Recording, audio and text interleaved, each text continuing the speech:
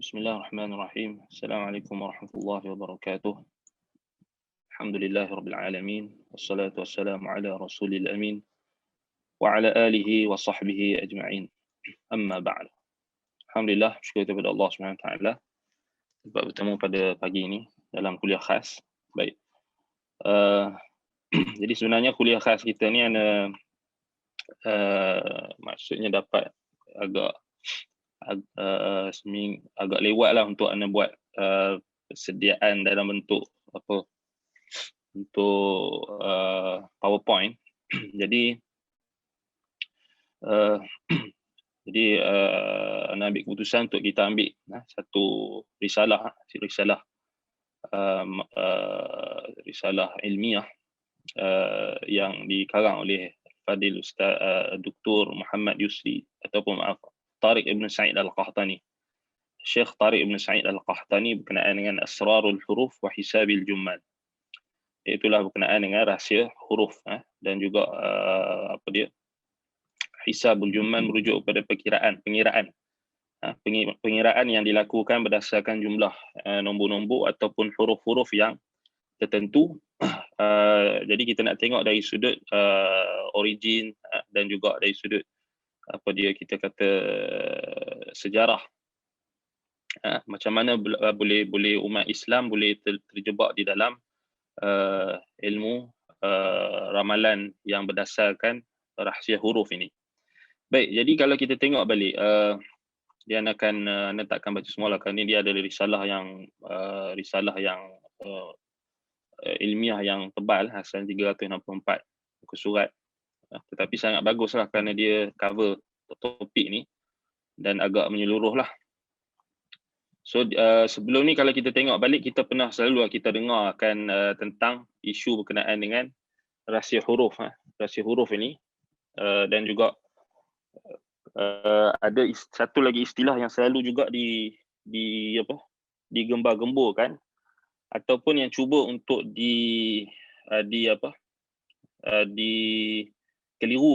antara ilmu rahsia huruf ini dengan satu lagi istilah yang mereka selalu pakai adalah i'jaz adadi ataupun kemukjizatan dari sudut bilangan ataupun nombor.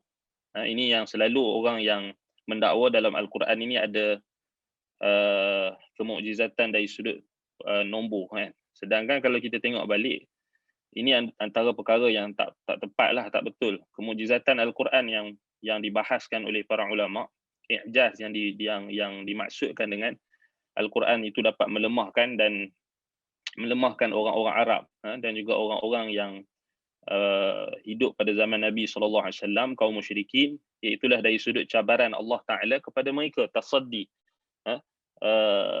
Wa in kuntum fi raibin mimma nazzalna ala abdina fa'tu bi suratin min mithlih. Ya Allah Subhanahu Wa Ta'ala cabar orang-orang musyrikin, orang-orang Arab yang mereka telah mencapai tahap ketinggian bahasa dan juga balaghah yang tinggi untuk mendatangkan satu surah dan untuk mendatangkan walaupun satu ayat.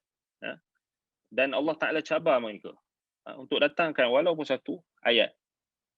Dan terbukti mereka tidak boleh mendatangkan walaupun satu ayat. Dan Allah Ta'ala juga telah menyingkap bagaimana kelemahan manusia yang hidup pada zaman Nabi SAW itu yang tidak mampu untuk mendatangkan walaupun satu ayat. Satu surah apatah lagi. Dan Allah Ta'ala sebut walaupun kalaulah jin dan manusia itu berhimpun untuk mendatangkan satu ayat ataupun satu ayat Quran, satu ayat yang menyamai ayat Quran.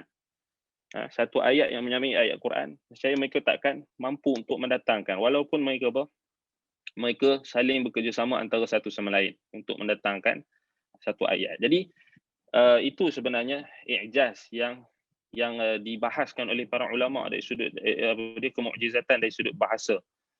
Adapun kemukjizatan dari sudut huruf ataupun dari sudut bilangan nombor dan sebagainya, ini tak mungkin berlaku kerana pengumpulan Al-Quran ataupun penulisan Al-Quran yang telah berlaku pada zaman Abu Bakar As-Siddiq radhiyallahu anhu dan kemudiannya pada zaman Umar.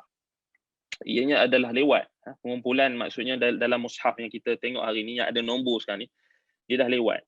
Maksudnya dia bukan berlaku pada zaman Nabi SAW. Jadi macam mana kita nak dakwa penomboran itu adalah salah satu i'jaz yang perlu diambil ataupun perlu difahami, ataupun kemukjizatan yang perlu didakwa adalah satu bentuk kemukjizatan. Jadi itu sebenarnya adalah satu tuduhan yang salah sebenarnya, ataupun kita kata kefahaman yang salah, ataupun salah faham yang selalu berlakulah oleh kebanyakan orang yang dia nak mendakwa kaitan antara huruf-huruf ataupun nombor-nombor ini yang mempunyai rahsia-rahsia tertentu dengan Al-Quran. Jadi puncanya kerana dia tidak mendalami sejarah pengumpulan Al-Quran itu sendiri. Bagaimana Al-Quran itu dikumpulkan. Ya.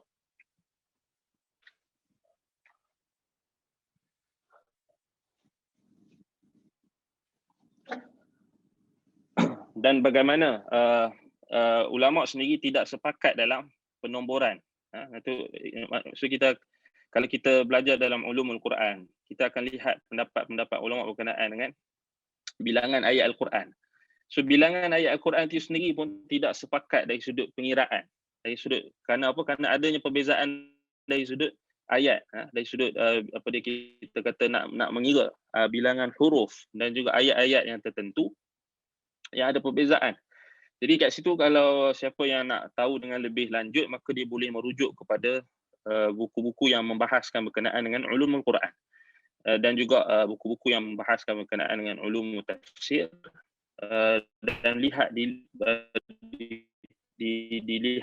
dan ditinjau berkenaan dengan isu tersebut.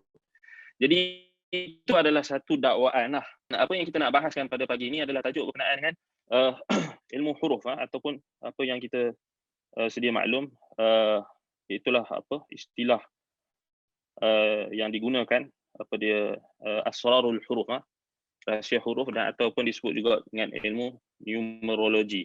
Numerologi itu berkenaan dengan nombor-nombor ini. Baik, jadi kalau kita tengok dari sudut perbahasan kita ini, baik, kita nak tengok hakikat apa yang dimaksudkan dengan asrarul huruf ini. Baik, ahli bahasa mereka mentakrifkan huruf ni adalah sesuatu yang kita kata dia ada istilah bahasa lah. Istilah bahasa ni contohnya macam dalam Quran, dalam surah Al-Hajj ayat 11, wa minan nasi may ya'budullaha ala harfin. Di antara manusia ada yang mereka menyembah Allah ala harfin, maksudnya iaitulah kita kata dalam keadaan satu keadaan ataupun satu harf ni maksudnya merujuk kepada satu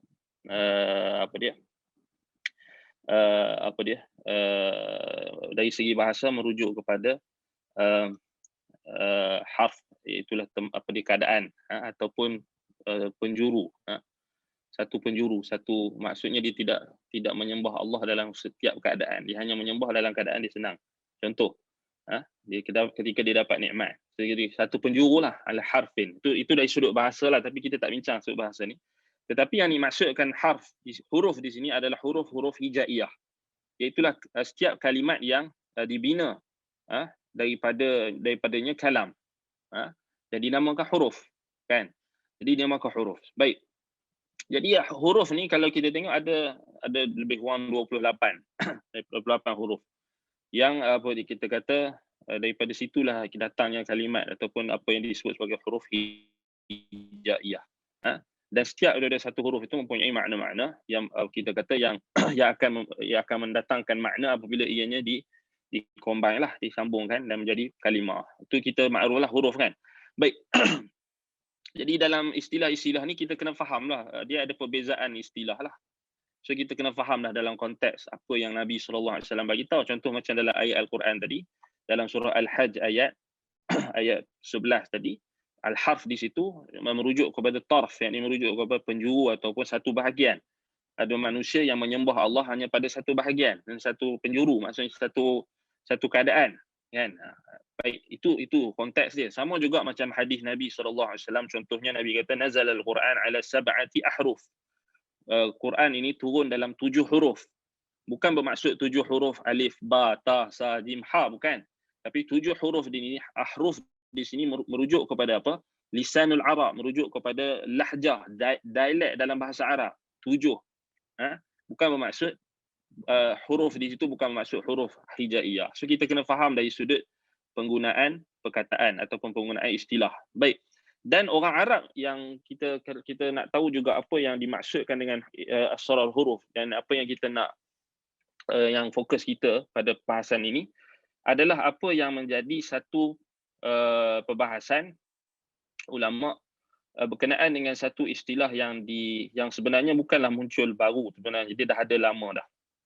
Apa yang diistilahkan sebagai ilmu huruf abjad ataupun abjad, ataupun disebut abjad.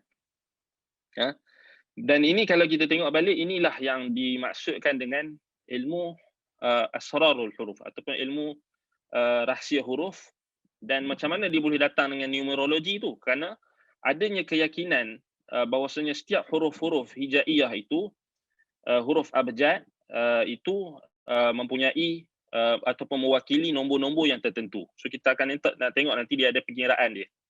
So di sini diistilahkan oleh ulama salaf, kalau kita tengok balik apa yang disebutkan oleh Ibnu Abbas dan ramai lagi di kalangan sahabat Nabi dan juga ikan tabi'in dan sebagainya, mereka menyebutkan bahawasanya ataupun kalau kita tengok balik orang Arab lah, kita tengok sebelum tu orang Arab.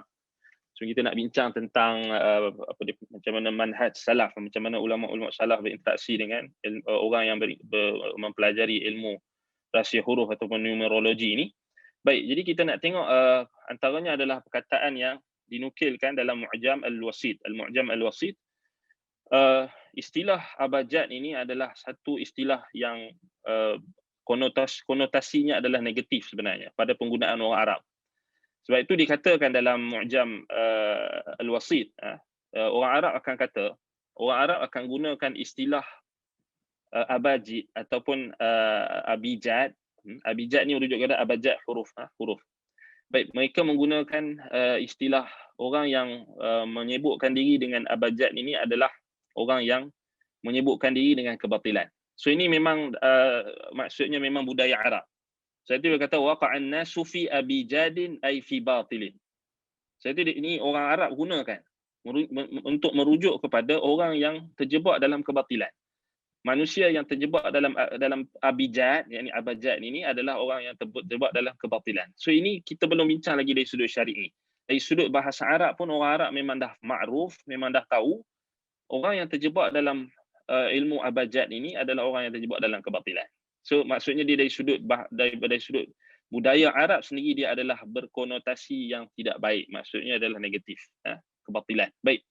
Kemudian kita nak tengok dari sudut maksud hisab jumal, maksudnya pengiraan jumlah ataupun kalimat ataupun huruf tadi. So dia takkan berlaku dengan satu huruf lah, dia akan letakkan dengan huruf-huruf tertentu dan mempunyai kita kata kaedah yang telah ditetapkan. Sebab tu kalau kita tengok balik, mereka akan letakkan contohnya di sini, kalau kita tengok balik, baik. Okey, kita nak tengok mafhum istilahi. Maknanya dari sudut istilah. Baik.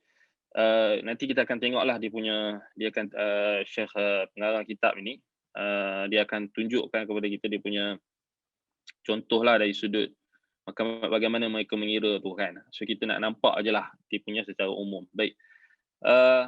Dimaksudkan dengan ilmu asrarul huruf ataupun rahsia huruf ini adalah, kalau kita tengok balik, ianya adalah merujuk kepada ilmu khawasil huruf, ilmu khawasil ruhaniyah minal awfaq, ilmu tasrif bil huruf wal asma', ilmu hurufin nuraniyah wa zulmaniyah, ilmu tasrif bil ismil a'zam, ilmu kasri wal bast. Baik, ini penamaan yang diberikan nama kepada ilmu ini, iaitu mereka kata ilmu huruf yang khusus ataupun ilmu al-khawasul ruhaniyah minal awfaq. Ilmu yang bersifat khusus, ilmu khusus yang bersifat rohani, yang adanya dia punya wafaq, yang dia punya min al-wafaq ni maksudnya merujuk kepada wafaq lah. Wafaq ni maksudnya dia punya kita kata dia punya simbol-simbol yang tertentu, nombor-nombor dan juga simbol-simbol yang tertentu. Kemudian mereka juga menamakan dengan ilmu tasrif bil huruf wal asma', bagaimana ilmu nak mengurus ataupun ilmu nak kita kata nak mengubah huruf dan nama-nama. Ilmu hurufun nuraniyah, mereka juga namakan ilmu hurufin nuraniyah wa dhulmaniyah. So ilmu huruf yang bersifat nurani dan juga yang bersifat dhulmaniyah, yang ada kegelapan dan ada cahaya. Ilmu tasrif bil ismil a'zam, ilmu berkenaan dengan macam mana nak tahu tentang nama Allah yang paling mulia dengan menggunakan huruf-huruf tadi. Yang paling nama Allah yang paling agung, bukan nama Allah sebenarnya, nama yang paling agung ataupun kalimah ataupun jumlah yang disusun daripada huruf-huruf tu yang paling agung, yang paling besar.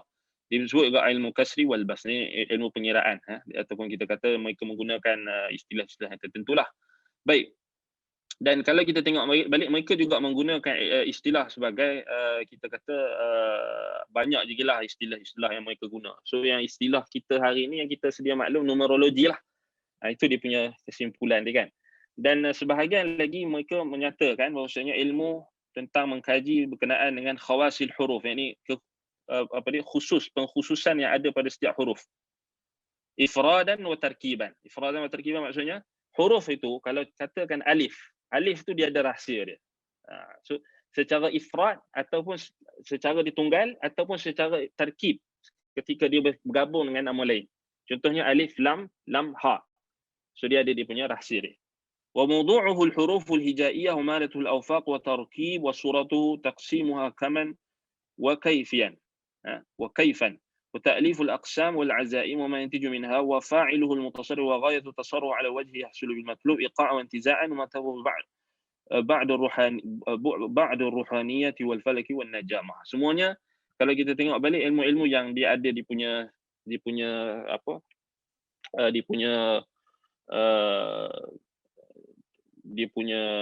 formula-formula yang disusun, dan adanya simbol-simbol yang akan mewakili nombor-nombor tersebut, adanya tangkal-tangkal ataupun adanya gambar rajah dan yang mempunyai tujuan-tujuan tertentu yang akhirnya akan kembali kepada keyakinan akan adanya unsur-unsur rohani ataupun unsur-unsur roh ataupun unsur-unsur rohani yang melibatkan ilmu astrologi dan juga ilmu perbintangan, ilmu nujum, astrologi. Iaitulah dia nak berkait dengan apa? Dia nak mengaitkan dengan perkara-perkara ghaib lah, perkara-perkara yang boleh dikaitkan dengan perkara ghaib. Maksudnya seperti nasib dan sebagainya. Baik, kita tengok apa kata ulama Islam, antaranya Imam Ibn Khaldun, iaitulah Imam Abdul Rahman Muhammad Ibn Khaldun Abu Zaid Al-Ishbili, yang ma'ruf dengan, kita tahulah beliau adalah muarrikh, sejarawan Islam yang terkemuka. Ibn Khaldun rahimahullah mengatakan dalam kitabnya Al-Muqaddimah, dia kata apa? Ilmu asraril huruf wa huwa al-musamma li hadzal ahdu bisimia.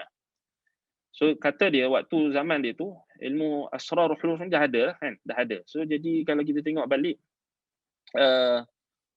Ibn Khaldun ni wafat 808 Hijrah. So dia dah bagi tahu maksudnya ilmu asrar huruf, rahsia huruf ni dia dah dinamakan pada zamannya itu dengan nama simia. Dan bahkan dikatakan mereka telah meletakkan talsiman ilaihi fi istilahi ahli tasarruf min al-mutasawwifah fasta'mal isti'mal al-'am fi khas wa hadatha hadha al-'ilm ba'da sadr al-awwal 'inda dhuhur al-ghulat minhum wa junuhihim ila kashf hijab al-hiss. So dia bagi tahu di sini macam mana boleh masuknya ilmu ini dalam umat Islam apabila adanya golongan-golongan mutasawwifah, golongan-golongan mistik di kalangan Sufism, di kalangan mereka yang mengamalkan Gnostik dan juga mistik ini, maka mereka menggunakan istilah itu untuk merujuk kepada penggunaan-penggunaan yang pada asalnya penggunaan pengiraan itu ataupun huruf-huruf itu digunakan dalam rangka perkara-perkara yang harus, itu seperti nak mengira harta benda, nak mengira faraid ke kan, asalnya kan huruf-huruf nombor-nombor itu digunakan untuk perkara yang harus asalnya kan, tetapi mereka menggunakan pada istilah yang khas. Itu dia fasta'mal isti'mal al-'am fil khas, perkara yang khusus. Mereka menjadikan nombor penggunaan huruf-huruf dan nombor-nombor itu sebagai perkara yang khusus. Iaitulah apabila munculnya golongan pelampau al-ghulah minhum, di kalangan mereka, di kalangan mutasawwifah, golongan sufi, dan wa junuhuhum ila kashfi hijabil hiss, dan kecenderungan mereka untuk mengetahui penyingkapan ilmu-ilmu ghaib. Hijabul hiss ni maksudnya nak menyingkap segala panca indera. Maksudnya sebab itu mereka nak menyingkap segala ilmu yang boleh dicapai dengan panca indera kita ni. Maksudnya dia nak melepasi panca indera yang Allah Ta'ala bagi. Maksudnya benda gaib. Wa zuhurul khawariq ala aidihim. Dan juga untuk apa kita kata menimbulkan perkara-perkara yang pelik-pelik lah melalui tangan-tangan mereka. Dan kalau kita tengok balik kata Ibn Khaldun, wa tasarrafa fi alami al-asir wa za'mu anna al-kamal asma'i madahiruhu arwahul aflaq wal kawakib. Dan mereka mendakwa bahawasanya kesempurnaan bagi nama-nama ataupun huruf yang berhimpun padanya nama-nama ataupun yang tarkib tadi yang dia disusun tadi, adanya tanda-tanda yang ada kaitan dengan roh-roh falak, iaitu yang melibatkan bintang, al-aflaq, yakni falak dan juga al-kawakib, bintang-bintang. Wa inna taba'i al-huruf wa asrar sariyah fil asma' fi hisar fi aqwal. Mereka meyakini bahawasanya tabiat huruf itu dia hidup dan dia ada tabiat dia ada rahsia-rahsianya yang akan berjalan pada nama-nama yang disusun, nama-nama yang disusun daripada huruf-huruf itu, dan ianya juga berjalan dan mempengaruhi pada al-akwan, iaitu pada apa? Pada apa dia alam ini. Wa huwa min tafari' ulum as-simya la yuqaf 'ala mawdihi wa la yuhatu bil 'an masailihi at-ta'addudat fi ta'lif al-Buni wa Ibn Arabi wa ghairihima. Kemudian Ibn Khaldun sebutkan contoh-contoh mereka yang terlibat dalam ilmu ini yang menulis kitab-kitab mereka yang ada ilmu ini, seperti tulisan yang ditulis oleh Al-Buni. Al-Buni ni iaitu Ahmad Ibn Ali Al-Buni Al-Maghribi, yang ada kitab yang masyhur, kitabnya itu yang dinamakan dengan Syumusul Ma'arif wa Manma'il Usul wal Hikmah. Dia meninggal 622 Hijrah. Baik, Al-Buni ni, Ahmad bin Ali Al-Buni Al-Maghribi, dan kalau kita tengok balik dia ada buku yang makruf lah, orang akan jadikan rujukan selalunya tukang-tukang sihir yang menggunakan kitabnya itu, Syumusul Ma'arif. Baik, dan juga Ibn Arabi kita makruf lah, beliau ialah Muhammad bin Ali Muhammad bin Abdullah Al-Arabi At-Ta'i, Ibn Arabi. Dan kita tahulah dia termasuk ulatus sufiyah yang mempunyai kesesatan yang sangat banyak, yang kita tahulah dia adalah antara yang masyhur dengan wahdatul wujud, keyakinan wahdatul wujud, iaitulah Tuhan, meyakini kesatuan Tuhan di dalam alam, kesatuan Tuhan dalam alam. So Tuhan ni maksudnya bersatu dengan alam. So ini adalah wahdatul wujud. Kalau kita tengok balik antara kitab-kitab beliau yang ada elemen-elemen dan ada dengan jelas mendatangkan ilmu asrarul huruf ini, iaitulah dalam kitabnya seperti Al-Futuhat Al-Makkiyah, Fususul Hikam. Dan kalau kita tengok balik memang itulah antara yang dibawa oleh Ibn Arabi, memang asas yang dibawa dalam kesesatannya. Baik. Dan kalau kita tengok balik, mereka akan menggunakanlah kaedah ini dalam nak memahamilah kononnya apa yang mereka dakwa sebagai alam tabi'i, alam tabi'i dengan mereka kaitkan dengan nama-nama Allah Al-Husna, kalimat-kalimat yang ayat-ayat Al-Quran ataupun hadis-hadis, dan juga kalimat-kalimat yang mereka dalam syair-syair mereka.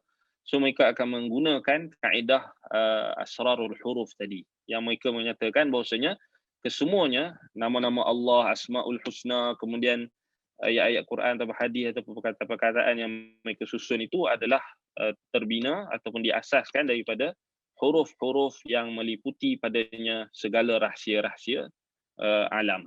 Maksudnya rahsia alam ini akan terhimpun pada huruf-huruf itu.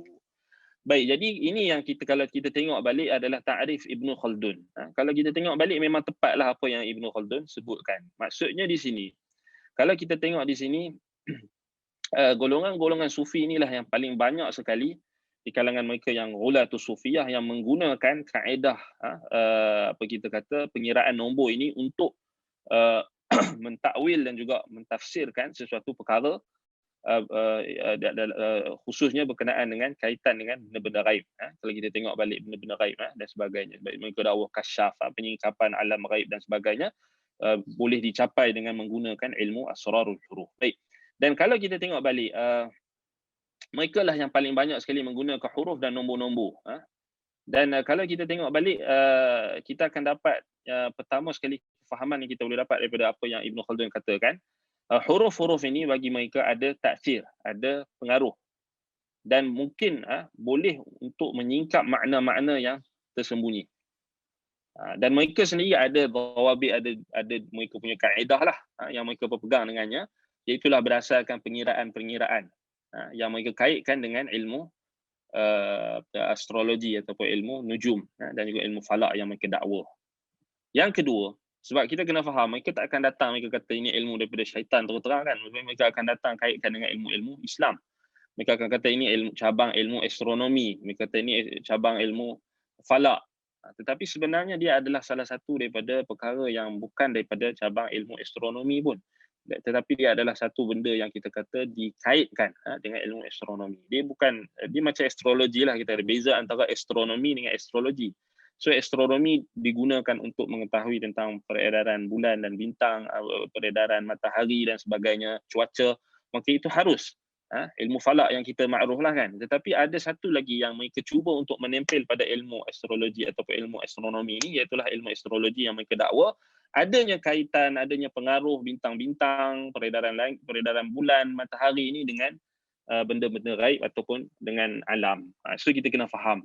Sebab itu kalau kita tengok balik, mereka akan mendakwa huruf-huruf itu mempunyai taksir, mempunyai pengaruh. Iaitulah apa? Sama ada dalam menyingkap sesuatu benda gaib ataupun dalam memberi kesan dalam sesuatu peristiwa. Memberi kesan yang secara langsung pada sesuatu keadaan dan sesuatu peristiwa. Baik, kalau kita tengok balik, mereka akan menggunakan istilah-istilah yang mereka susun seperti dalam ilmu tanjim, ilmu perdukunan dan perbunuhan. Itu yang kita kena faham. Dan mereka hanya akan datangkan dakwaan lah kan. Kemudian yang kedua, kalau kita tengok balik, yang tadi yang kedua, yang ketiga, yang pertama kita dah sebut tadi, mereka meyakini adanya taksir, adanya pengaruh, dan boleh huruf-huruf itu boleh menyingkap makna-makna yang rahsia. Yang kedua, mereka mendakwa bahawasanya pengaruh huruf-huruf dan nombor-nombor itu dapat menyingkap sesuatu urusan dan dapat memberikan pengaruh dalam kesan dan pengaruh pada sesuatu peristiwa. Yang ketiga, mereka menyangka atau mereka menggunakan huruf-huruf ini dalam untuk membenarkan keyakinan mereka untuk mengetahui benda-benda gaib. So kalau kita tengok balik, inilah yang dibahaskan oleh para ulama. Iaitulah apabila dakwaan mereka mendakwa bahawasanya pengetahuan ilmu gaib itu dapat disingkap dengan menggunakan ilmu ini. Baik. Kemudian kalau kita tengok balik, ni contoh pembahagian mereka bahagikan hisabul jumal as-saghir dan hisabul jumal al-kabir. So dia ada mewakili lah, kalau kita tengok balik, huruf alif mewakili nombor 1, ba mewakili nombor 2, jim mewakili nombor 3, sampailah mereka susunkan ini nun 50 kan, za 700, kemudian ghain mewakili 1000. Kemudian mereka akan datangkan ini dari sudut ifrad tadi. Dan abjad tadi dia adalah merujuk kepada abjad dengan huruf hijaiyah ni berbezalah dari sudut susunan dan dari sudut bilangan huruf ataupun dari sudut susunan. Baik, kalau susunan kalau kita tengok balik abjad, kalau kita tengok dari sudut hijaiyah ni, macam abjad ni merujuk kepada susunan yang macam ni. Abjad, hawiz, hutti, kalamna ataupun kalaman, sa'fas, qarashat, thakhidha. Kemudian dataza, dazagha, dadaga. Sampai sini. Abjad, hawiz, hutti, kalimna, sa'fas, qarashat, thakhidha, dazagha atau dazag. Maksud ini antara susunan lah abjad tu. So adalah susunan-susunan yang lain. Baik, ini contoh lah, nak bagi contoh lah. Kita tak mau bahaskan benda ni pun secara terperinci kan, sebab memang tak ada manfaat pun. Baik. Kemudian mereka akan menggunakanlah istilah kita kata pengiraan-pengiraan ni dengan kaedah-kaedah yang tertentu. Baik. Dan kalau kita tengok balik, mereka berbeza-beza lah. Mereka berbeza, ada mazhab-mazhab tertentu lah. Mereka pun tak samalah sesama mereka kan. Maksudnya ada, yelah bagi sebut bid'ah ni dia akan macam-macam lah, dia akan keluar kan. So dia takkan sepakat lah. Baik, jadi kalau kita tengok balik, dia ada kaitanlah juga dengan ilmu yang berkenaan dengan ilmu awfaq. Ilmu awfaq ini iaitu ilmu yang nak menyampaikan kepada kita kata dinamakan ilmu awfaq juga kerana dia nak mengetahui tentang kaitan antara sesuatu huruf itu dengan nombor dan kaitannya dengan peristiwa-peristiwa yang tertentu. Baik, kalau kita tengok balik, mereka nak apa kesimpulan daripada huruf-huruf yang mereka pegang itu, antaranya adalah mereka, secara ringkasnya, mereka nak tahu 3 perkara. Pertama, ma'rifatul ghaibi min khilaliha. Mereka nak tahu ilmu ghaib melalui kaedah tersebut. Kemudian at-tasarruf wa ta'thir min khilal. Mereka nak memberi kesan ataupun nak memberi pengaruh. Pengaruh ataupun nak mendatangkan pengaruh atau kesan pada sesuatu perkara. Contohnya mereka nak, ni selalunya digunakan oleh dukun dan bomoh sebab mereka nak meramal sesuatu, ahli nujum. So mereka nak bagi kesan kat orang tu supaya percaya dan sebagainya. So mereka gunalah hisab ni. Kan? Kemudian yang ketiga, tujuannya adalah untuk mereka mengukuhkan i'tiqad dan pemikiran mereka melalui nombor-nombor ini.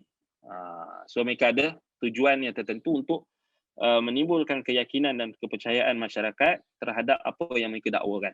So ini 3 tujuan sebenar kenapa mereka menggunakan ilmu asrarul huruf. Baik. Apa kaitan asrarul huruf ni dengan ilmu tanjim atau kita kata ilmu nujum, ilmu astrologi yang kita tahu dia adalah kalau kita tengok balik mula masuk ke dalam umat Islam dalam tahun 125 Hijrah. Permulaan apabila gerakan penterjemahan buku-buku falsafah Yunani Greek itu giat berlaku pada zaman Bani Abbasiyah. Pada zaman Bani Abbasiyah. Itulah penghujung zaman Bani Umayyah dan permulaan zaman Bani Abbasiyah, dan lebih giat lagi pada zaman Harun al-Rashid dan lebih sampai pada kemuncaknya pada zaman Harun bukan pada zaman Al-Khalifah Al-Ma'mun. Baik, yang mana masuknya perbahasan agama ini dimasuki oleh unsur-unsur asing, unsur-unsur falsafah. Sebab itu kita kena faham macam mana dia masuk. Dia sama macam ilmu kalam. So kalau siapa yang tahu tentang macam mana ilmu falsafah masuk dalam perbahasan akidah, macam itulah juga ilmu tanjim ini masuk dalam perbahasan ataupun pentafsiran dalam agama ketika itu. Cuma waktu tu taklah maksudnya ulama akan bantahlah kan, tak ada lah macam lagi Al-Buni apa semua yang datang kemudian. Baik, kalau kita tengok balik golongan-golongan ini, kalau kita tengok balik antara yang awal yang dikatakan kalau kita tengok balik yang cuba untuk memasukkan ilmu asrarul huruf ni kepada kaum muslimin apabila masuknya ataupun seorang tokoh yang bernama Sahal bin Harun bin Rahbun, iaitulah seorang penulis, juru tulis, Rahyun ataupun Rahbun. Sahal bin Harun bin Rahbun, Abu Amr ad-Dastamisyani. Dia adalah antara seorang yang ditugaskan untuk menulis dan menterjemahkan. Dan kalau kita tengok balik dia ni seorang yang cuba untuk mengaitkan, dia orang pertama yang cuba untuk memasukkan elemen rahsia-rahsia huruf ni apabila beliau mengaitkan huruf-huruf Arabiyah, huruf-huruf Arab dengan manazil qamar, yakni falak ataupun orbit bulan atau yang ataupun bintang ataupun bulan yang dikaitkan dengan 28 huruf hijaiyah. Kemudian datang setelah itu beberapa orang golongan lagi yang cuba untuk menggunakan pengiraan itu. Kalau kita tengok balik, mereka cuba untuk mengaitkan 28 huruf tu dengan perkara-perkara yang mistik lah, perkara-perkara yang mistik. So kalau kita tengok balik, ini antara permulaannya, macam mana dia boleh masuk dalam umat Islam. Sebelum itu memang tak ada lah, memang orang Islam memang tak faham lah Al-Quran ni melalui pengiraan huruf. So mereka faham melalui, kita kena faham lah Al-Quran difaham melalui penafsiran Rasulullah SAW, penafsiran daripada para sahabat, daripada tabi'in dan daripada sahabat. So tak pernah menggunakan apa dia huruf-huruf ini ataupun nombor-nombor ni numerologi ni. Baik. Kemudian kalau kita tengok balik digunakan juga dinisbahkan juga mereka menisbahkan juga ilmu ini dengan nama ilmu Jafar, ilmu Jafru ataupun Jafar, Jafar ataupun Jafru. Dan dia penisbahkan kepada Ja'far As-Sadiq. Ini orang Syiah lah, orang Syiah mereka kata Ja'far As-Sadiq ada ilmu ni. So mereka pun karanglah kitab yang palsu yang dinisbahkan kepada Ja'far As-Sadiq. Jadi ini memang macam biasalah orang Syiah memang antara yang paling banyak menggunakan ilmu rahsia huruf ini kan. Sebab kita tahulah mereka batiniah juga kan dalam daripada satu sudut. Baik, kemudian ilmu ramal, itu ilmu berkenaan dengan apa dia kita kata iaitulah menggunakan kaedah garisan dan mempunyai titik-titik yang tertentu, garisan yang ada lebih kurang 16 bentuk.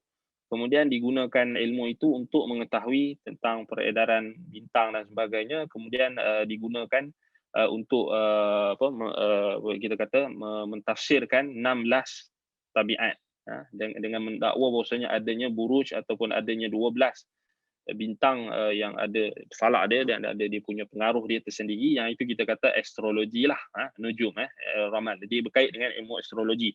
Dan ulama Islam telah bersepakat mengatakan ilmu tersebut adalah haram dengan ijma'. Dengan ijma'. Baik. Ibn Khaldun nukilkan ijma' kalau kita tengok balik. Haram secara ijma'. Baik. Kemudian kalau kita tengok balik mereka menggunakan nombor-nombor ini, nombor-nombor yang tertentu. Kemudian antara golongan yang menggunakan nombor-nombor ni, kalau kita tengok ramailah di kalangan ahli-ahli falsafah lah. So sebenarnya dia datang juga daripada falsafah Yunani Greek dan juga seperti Aristotle, Plato, Pythagoras kan, Pythagoras ke Pythagoras kan, macam tu nama dia kan. Itulah maksud dia orang yang mempunyai i'tiqad dalam nombor ni. So mereka ada mazhab disebut sebagai mazhab adat ataupun mazhab dalam Islam pun. Kemudian setelah itu akan ada juga mazhab yang mereka fanatik dan obses dengan nombor, disebut ataupun dengan hurufiyah, mereka dipanggil dengan hurufiyah. Baik, kalau kita tengok balik dari sudut sejarah, ianya kalau kita tengok datang dalam Islam, kalau kita tengok balik dia yang pertama sekali muncul pada zaman Nabi SAW, iaitulah datang daripada orang-orang Yahudi. Datang daripada orang-orang Yahudi, iaitulah sebagaimana yang disebutkan oleh Syekhul Islam Ibn Taymiyah rahimahullah di dalam Majmu'ul Fatawa. Dikatakan ketika itu apa? Ketika membahaskan berkenaan dengan mutasyabih dan muhkam. So dikatakan antaranya adalah takwil. Ini pentafsiran yang datang melalui yang diriwayatkan bahawasanya orang-orang Yahudi di Madinah pada zaman Nabi SAW seperti Huyai bin Akhtab. Iaitulah salah seorang Yahudi, pemimpin orang-orang Yahudi di Madinah, dan ramai lagi di kalangan ahli kitab di kalangan Yahudi ini mereka meminta supaya huruf-huruf hijaiyah yang ada pada awal surah seperti alif lam mim, tasin, tasin mim, alif lam ra dan seangkatan dengannya, cuba untuk ditakwilkan mengikut cara nombor tadi. So siapa orang pertama yang buat macam tu dalam Islam, dalam Quran, untuk mentafsirkan Quran adalah orang Yahudi.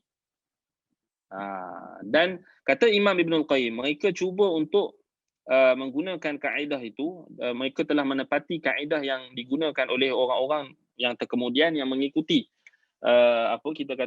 golongan Sabi'ah, Sabi'ah, iaitulah penyembah bintang, Al-Munajjimin. Iaitulah yang mereka yang menyembah bintang, yang muncul pada zaman kalau kita tengok balik zaman Nabi Ibrahim, itulah antara fitnah yang paling dahsyat sekali apabila umat Nabi Ibrahim ketika itu, kaumnya telah menyembah bintang, dan akhir sekali mereka telah mengkombinasikan antara penyembahan bintang dengan penyembahan berhala. Kerana asalnya adalah penyembahan bintang sebenarnya. Maksudnya mereka mengiktikad bahawa bintang-bintang itu mempunyai pengaruh dan kuasa tertentu. Baik. Dan mereka mendakwa bahawasanya, orang Yahudi mendakwa daripada huruf-huruf yang daripada Al-Quran, huruf-huruf awal surah itu mereka telah mentakwil, mereka mentafsir dengan tafsiran yang batil.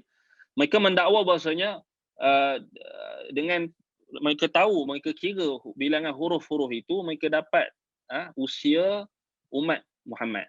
pendapat usia umat Nabi Muhammad, umat Islam. Mereka kata umat Nabi Muhammad ni hanya akan kekal selama 693 tahun sahaja. Tengok. Dia orang dapat daripada situ. Itulah menurut pengiraan mereka berdasarkan huruf-huruf yang mereka kira, kaedah-kaedah yang mereka tetapkan. Dan inilah yang termasuk dalam kategori kata Syekhul Islam Ibn Taimiyah, hadza min naw'i ta'wilil hawadits allati akhbar bil Quran fil yawmil akhir. Itu termasuk daripada takwilan yang mereka telah lakukan, tafsiran yang batil yang mereka lakukan untuk mengaitkan dengan peristiwa-peristiwa pada hari kemudian, pada hari akhirat, peristiwa-peristiwa pada masa depan. So kalau kita tengok balik, inilah yang berlaku. Dan kalau kita tengok Dr. Ali An-Nashar, seorang pengkaji dalam kita kata falsafah, dalam kitabnya Manahijil dikatakan Ali Sami An-Nashar, dia pengarang kitab Manahijul Bahthi 'inda al-Mufakkir al-Islam Naqd al-Muslimin bil Mantiq al-Aristotelis. Dan juga kitabnya tak salah kat sini dia ada satu lagi kitab, tak ingat dah nama kitab dia. Disebutkan berkenaan dengan apa? Disebutkan di sini, dia kata orang Yahudi ambil dapat dari mana? Waktu ketika mereka, kita kena fahamlah sejarah Yahudi pula. Ketika mereka ditawan oleh Nebukadnezar dia Babil, dia datang daripada Iraq, Babylon. So dia telah menyerang Baitul Maqdis, dan telah, ini zaman sebelum zaman Nabi Isa lah, ketika period zaman kejatuhan Bani Israel, yang keberapa aku tak ingat, maksudnya kerana banyak kali Bani Israel diserang, tapi dia antara yang terawal lah. Zaman itu Bani Israel telah ditawan dan telah dikeluarkan daripada Baitul Maqdis, dihalau keluar daripada Baitul Maqdis dan dibawa ke Babil di Iraq, dan mereka menjadi tawanan. Hampir berapa ratus tahun jugalah mereka menjadi tawanan. So dalam tempoh itu memang sangat banyaklah berlaku asimilasi budaya. So sebab itu rabai-rabai ulama-ulama Yahudi mula memasukkan elemen-elemen Sabain ataupun Sabian ataupun Sabiah tadi, penyembahan bintang dan sebagainya. Kita tahu Babil ni adalah antara yang sangat fanatik dengan nujum lah, dengan astrologi. So kalau kita tengok balik kan, memang macam itulah berlaku asimilasi. Orang Yahudi cedok daripada Babil, daripada orang-orang Iraq, cara dan kaedah numerologi itu. So macam itulah, sebab itulah sampai zaman Nabi SAW, orang Yahudi mereka tafsirkan Al-Quran mengikut cara itu juga. So ini antara yang disebutkan oleh Syekhul Islam Ibn Taimiyah rahimahullah. Baik, jadi itu yang disebutkan juga oleh Dr. Ali An-Nashar tadi, Ali Sami An-Nashar. Baik. Kemudian kalau kita tengok balik, Imam Asy-Syatibi rahimahullah pula berpendapat dia ambil daripada golongan falsafah Yunani, Aristotle. Dan mereka memanglah ada Aristotle pun dia ada satu buku kan, ada satu kitab yang mentafsirkan berkaitan dengan huruf-huruf. Jadi menjadikan huruf-huruf tu sebagai penentu, sebagai ialah ada falsafah dia tersendiri, bla bla bla bla. Dan kalau kita tengok, ini jugalah yang diambil oleh ulama-ulama sufi yang datang kemudian seperti Al-Buni. So kita nak heran apa perbahasan mereka tentang sifat-sifat Allah pun mereka berani masukkan falsafah Yunani Greek. So bila bincang tentang sifat Allah, zat Allah pun mereka berani gunakan ilmu falsafah Aristotle. So kita nak harap apa kalau mereka nak tafsirkan tentang akhir zaman, tentang usia umat Muhammad ni dengan kaedah yang sama. So tak pelik. Benda yang berlaku pada perbahasan akidah, perbahasan tentang nama-nama Allah, perbahasan tentang zat Allah, mereka sanggup, mereka tak rasa takut, mereka bincang guna kaedah-kaedah Aristotle dan sebagainya, Yunani ni, falsafah dan sebagainya. Maka apa kita nak hairan kalau mereka menggunakan kaedah yang sama dalam mentafsirkan kejadian-kejadian alam. Sebab itulah benda ni telah ditegur dan telah ditahzir oleh ulama-ulama salaf yang terdahulu. Seperti Imam Asy-Syafi'i rahimahullah. Imam Asy-Syafi'i dah bagi tahu dah. Awal lagi Imam Syafi'i dah bagi tahu macam mana kesesatan itu akan berlaku bila umat Islam meninggalkan lisanul Arab, meninggalkan Al-Quran dan Sunnah yang diturunkan dalam bahasa Arab, Lalu mereka pergi menuju kepada lisan Aristoteles. Mereka menggunakan kaedah-kaedah Aristoteles, menggunakan kaedah-kaedah falsafah. Macam itulah kita kata secara umum kita nak faham. Baik. Jadi kalau kita tengok balik, itulah Al-Buni dan sebagainya kita sebutkan tadi, mereka telah menggunakan kaedah yang samalah dalam mentafsirkan urusan-urusan agama, yang mereka gunakan istilah-istilah yang tertentu. Baik. Jadi kita nak masuk pula pada perkara yang berikutnya. Ini kalau kita tengok balik ada tafsiran-tafsiran. Baik. Kemudian bahasan dia panjang lagi lah. Falsafah Farisiyah, kemudian dia ada kaitan dengan falsafah Parsi, dan juga keyakinan orang-orang Yahudi dalam konteks ajaran Qabbalah, iaitu ajaran sihir. So adanya benda-benda yang ditafsirkan. So kita tahulah orang Yahudi dia pun berkembang juga. Mereka berkembang dari sudut ilmu-ilmu yang mereka sesat tu. Mereka yang dah jadi sesat ni memang jadi akan sesat lah kan. Makin sesat. So itu Allah Ta'ala perintahkan kita untuk minta lindung daripada termasuk di kalangan al-maghdubi alaihim, golongan yang dimurkai oleh Allah, seperti orang-orang Yahudi. Sebab mereka meninggalkan ajaran asal Nabi Isa, Nabi Musa alaihi salam, dan mereka pergi mempelajari ilmu-ilmu sihir, ilmu perdukunan, perbomohan, dan juga ilmu-ilmu berkait dengan ilmu-ilmu asrarul huruf. Ini antara salah satu cabang. Kita boleh cakap juga ilmu asrarul huruf ni dia adalah package yang lengkap untuk melengkapkan seseorang itu untuk menjadi dukun ataupun bomoh ataupun tukang sihir. So dia takkan bolehlah seorang ahli sihir tu dia hanya belajar satu cabang ilmu yang maksudnya contohnya macam alkemi kan contoh. Dan dia tak ambil cabang-cabang yang macam ni, cabang-cabang yang ada banyaklah kan. Macam kita kata seorang penuntut ilmu dia kena belajar ilmu yang berkhidmat kepada Quran dan Sunnah. Ilmu nahwu, kemudian ilmu lughah bahasa Arab, kemudian ilmu usulul fiqh, ilmu usulul tafsir, ilmu usulul i'tiqad, ilmu usulul hadis, mustalah hadis. So macam itulah kerana dia berkhidmat kepada Al-Quran kan. Macam itulah juga ilmu sihir. Ilmu sihir ni ada cabang-cabang ilmu yang berkhidmat untuk dia. Antaranya adalah ilmu asrarul huruf. So ilmu asrarul huruf, rahsia huruf, dan juga ilmu numerologi ni adalah ilmu yang berkhidmat untuk sihir dan perbomohan. Ini adalah perkara yang kita tak boleh nafikan.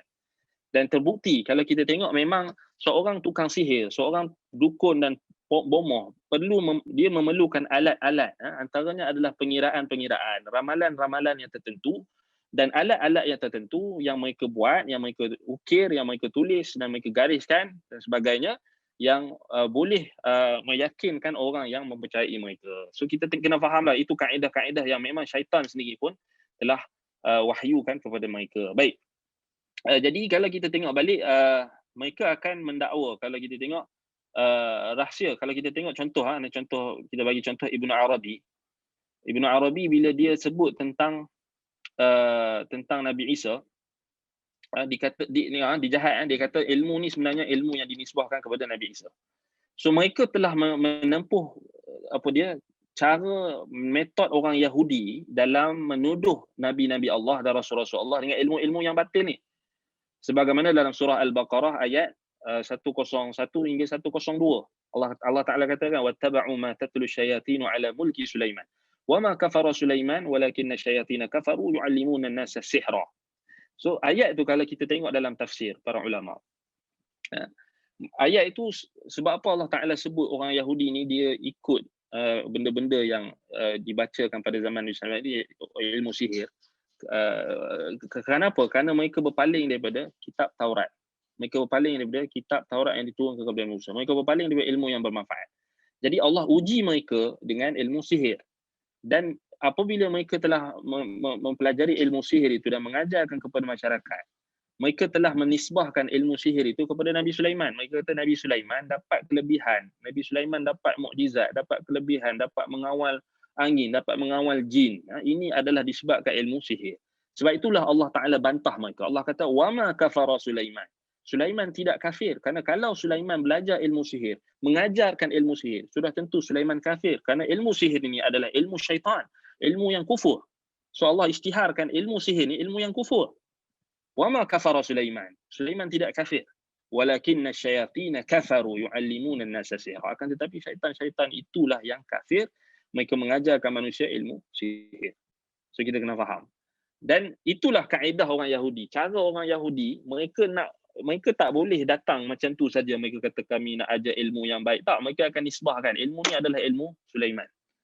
Macam tu jugalah Ibnu Arabi, al-mulhid, al-kafir, alaihi minallahi ma yastahiq. Ibnu Arabi, dia kata apa? Ilmu asrarul huruf ni adalah datang daripada Nabi Isa. Dia kata, i'lam ayyadakallah, anna al-ilm al-Isawi هو علم الحروف ولهذا أعطى النفخ وهو الهواء الخارج من تجويف القلب الذي هو روح الحياة فإذا انقطع الهواء في طريق خروجه إلى فم الجسد سمي مواضع انقطاع حروفا فظهر أعيان الحروف. Dia kata, ketahuilah semoga Allah membantumu bahwasanya ilmu Isawi, ilmu Nabi Isa adalah ilmu huruf. Dan sebab itulah dia diberikan nafkh, iaitu udara yang boleh ditiup keluar daripada rongga hati, yang merupakan roh bagi kehidupan. Apabila terputusnya roh itu dalam perjalanan keluarnya, maka ianya akan sampai perjalanan keluarnya daripada mulut, jasad, maka ia dinamakan tempat-tempat yang terputus itu dengan huruf-huruf. Maka di situlah terzahirnya a'yanul huruf, iaitulah individu-individu huruf-huruf yang tertentu. So nampak karut ini disebutkan dalam Al-Futuhat Al-Makkiyah. Kemudian dinukilkan juga daripada Al-Qushairi dalam risalahnya tentang ilmu ini. Dia kata ilmu ni Nabi Adam minta dapat daripada Allah. Ilmu huruf ni ditalaqi daripada Allah Ta'ala. Inna Allah Ta'ala lamma khalaqa al-ahruf ja'alaha sirran lahu. Falamma khalaqa Adam alaihi salam batha fihi dhalika sir. So Al-Qushairi. Al-Qushairi disebutkan dalam Abdul Karim Al-Qushairi ni ma'ruf lah. Dia adalah seorang sufi. Dalam risalah Al-Qushairiyah. So, anda pernah baca risalah Al-Qushairiyah ni waktu anda sekolah menengah. So, memang anda pun terpengaruh dulu. Sebab tu anda tahu benda ni. Sebab bukan kita ni, bukan terus kita macam, kita tahu benda ni sebab dulu kita pernah amalkan. Sebab anda cakap, sebab dulu waktu zaman jahiliah, kita pernah, bukan amalkan, kita pernah percaya dengan rahsia-rahsia huruf ni. Sebab dulu memang anda pun waktu sekolah menengah anda memang beli kitab Al-Qushairi ni, risalah Al-Qushairiyah ni, dan memang ada benda tu. Memang ada benda-benda yang kita kata rahsia huruf ni. So kita tahu.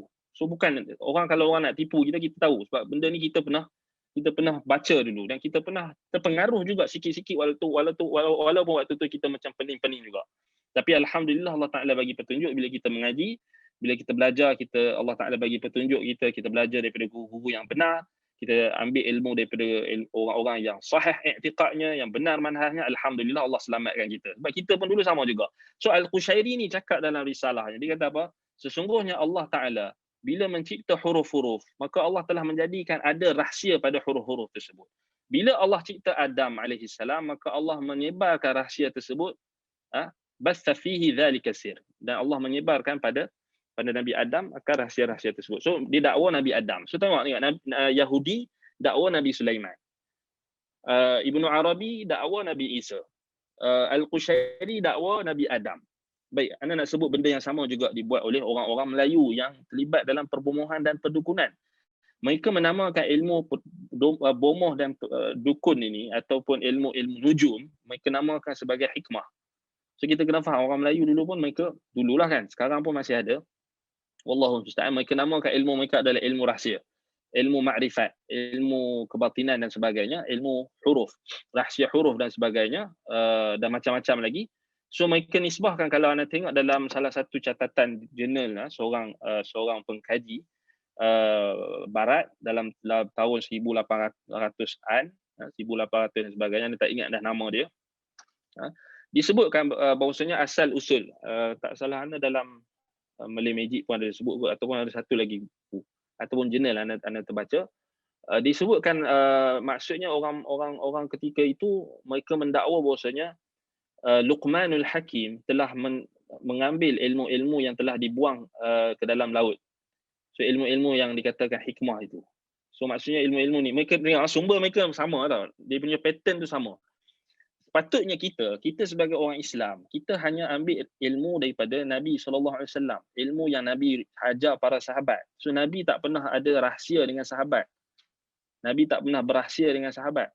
Ada waktu zaman Ali bin Abi Talib radhiyallahu an, zaman Ali, ada rumours yang tersebar, mereka mendakwa bahawasanya Ali ni ada simpan ilmu rahsia daripada Nabi. So bila orang tanya Ali, ada tak something yang engkau sembunyikan daripada Rasulullah? Ali kata tak ada, melainkan ilmu berkenaan dengan Quran dan ilmu berkenaan dengan tafsiran dia. Berkenaan dengan perhambaan ataupun tawanan dalam peperangan, dan juga berkenaan dengan diat. Kan Ali sebut, jelas. Jelas Ali sebut. So Ali kata tak ada, aku tak ada simpan ilmu rahsia-rahsia. Tetapi tengok orang Syiah, mereka tipu. Mereka dakwa Ali ni ada ilmu rahsia. Sama juga orang Sufi, mereka dakwa Ali ada ilmu rahsia. So dia punya pattern sama saja. Yahudi dia kata Nabi Sulaiman ada ilmu rahsia, dan Ibnu Arabi dia kata Nabi Isa, Al-Qushairi kata Nabi Adam. Apa beza dia? Tak ada beza, sama. So kita, orang Islam, kita kena ambil ilmu siapa? Ilmu daripada Nabi Muhammad sallallahu alaihi wasallam. Sebab itu kata Imam Malik rahimahullah, khairul ulum ma rawahu an-nas wa syarrul ulum ma huwa al-gharaib, atau wa syarrul ulum al-gharaib. Kata Imam Malik rahimahullah, sebaik-baik ilmu adalah apa yang diriwayatkan oleh sahabat Nabi. Maksudnya sahabat Nabi riwayatkan daripada Nabi. So ilmu itu ilmu syariat. Apa hakikat? Hakikatnya ada dalam ilmu syariat yang Nabi dah ajar para sahabat. Tak ada rahsia-rahsia. Tak ada kita kata apa, makrifat ke apa benda, semua makrifat itu terkandung dalam ilmu syariat. Kan? Zahir dan batin ada dalam. Sebaik-baik ilmu adalah ilmu yang diriwayatkan oleh manusia, yang ini merujuk kepada sahabat Nabi. Sebab Imam Malik waktu tu hidup pada zaman selepas tabi'in, dan ketika itu yang menjadi kebiasaan adalah riwayat-riwayat sahabat. Kan? Seburuk-buruk ilmu, kata Imam Malik, adalah al-gharaibu, benda-benda yang pelik. Benda-benda pelik ni maksudnya yang tak diriwayatkan oleh sahabat Nabi, yang tak disampaikan oleh Nabi kepada para sahabat. Ni yang pelik. Termasuklah ilmu asrarul huruf. Simple kita nak faham. Sebab itu kalau kita tengok balik, sama juga macam Ibnu Sab'in. Ibnu Sab'in, Abdul Haq Ibnu Ibrahim bin Muhammad Ibnu Nasir bin Muhammad Ibnu Sar' Al-Qurtubi, Al-Raquti. Baik, dia kata apa? Dia ni sesat juga. Dia antara yang kita kata yang wahdatul wujud juga. Dia kata wa'lam anna ilma huruf wa'lam anna ilma al-harf ilmun syarif wa sirrun latif min ta'lif Idris alaihi salam. Hal رموزها وفك معانيها أرسطوطاليس اليوناني لأجل الإسكندر ذي القرنين. Dia kata apa? Ibnu Sab'in dia dakwa ilmu huruf ni adalah ilmu yang mulia, rahsia yang halus, dan datang daripada penulisan Nabi Idris. Tengok dia dakwa Nabi Idris pula. Dan telah menyingkap rumus dan juga dia punya tanda-tanda dan juga alamat-alamat dan juga rumus, simbol-simbolnya dan makna-maknanya telah dihurungkaikan oleh Aristotle. Subhanallah. Dia kata Aristotle tu ambil daripada Nabi Idris Al-Yunani. Li ajli Iskandar Dzulqarnain. Dia kata dia ambil daripada Iskandar Dzulqarnain. So mereka mendakwa ini adalah ilmu daripada Nabi Idris. Jadi tengoklah, sama, pattern dia tu sama. Macam Syiah pula, dia dakwa dia ambil daripada ilmu, dia ambil daripada kita kata Ja'far As-Sadiq. So ni semua ni adalah benda-benda yang karut, yang kita kena fahamlah dia punya pattern sama. Kemudian kalau kita tengok balik macam mana dia masuk dalam umat Islam tadi, kita dah sebut perkataan Ibnu Khaldun. Kemudian kalau kita tengok balik, Ibnu Khaldun ada sebut benda yang sama kita sebut tadi. Kemudian kita nak tengok apa ulama salaf, apa hukum yang ulama salaf sebut. Baik, kalau kita tengok balik, inilah yang benda yang makin kita kata mendapat tempat di kalangan masyarakat kita yang jahil tentang ilmu akidah, jahil tentang ilmu Islam. Dan mulanya kalau kita tengok balik di Malaysia ni, banyak yang menyebarkannya adalah sudah tentulah golongan-golongan tarikat-tarikat yang sesat, ulatus sufiyah, dan juga golongan batiniyah,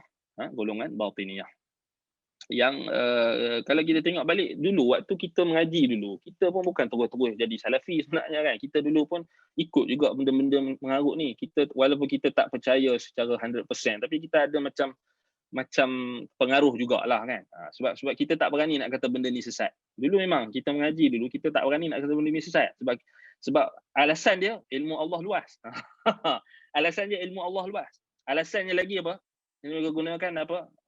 Pertembungan antara hakikat dan makrifat. Alasan lagi Nabi Khadir dengan Nabi Musa. So Nabi Khadir lagi power daripada Nabi Musa. Kan banyak kan dia orang gunakan. So benda-benda ni sebenarnya syubhat-syubhat yang kita perlu rungkaikan. So kalau kita tak mengaji ilmu akidah, tak mengaji betul-betul berkenaan dengan usul i'tiqad, kita tak mengaji betul-betul manhaj, cara kita berinteraksi dengan agama, maka kita akan terpengaruh.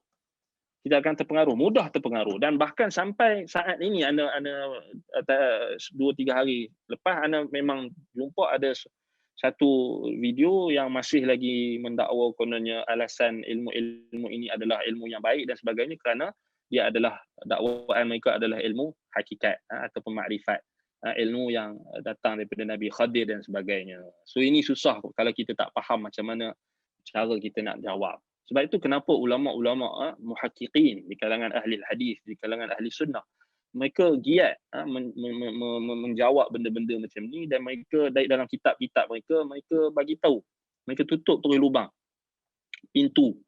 Sebab itu macam contoh kenabian Nabi Khadir, adakah dia wali atau nabi? So sebab itu ulama tutup terus pintu, dia bukan wali, dia nabi.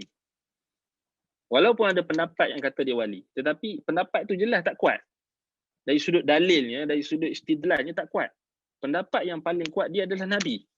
Berdasarkan nas, berdasarkan hadis-hadis Nabi SAW. Antaranya, contohnya macam hadis dalam Sunnah Ibnu Abi Asim. Nabi SAW bagi tahu bahawasanya ghulam yang dibunuh oleh Khadir itu adalah telah matbu'un, telah ditulis oleh Allah SWT sebagai seorang yang kafir.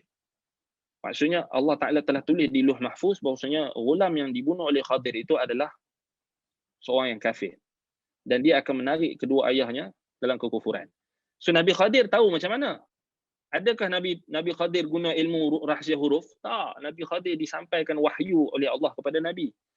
Itu menunjukkan Khadir adalah Nabi kerana dia diwahyukan benda ghaib kepadanya.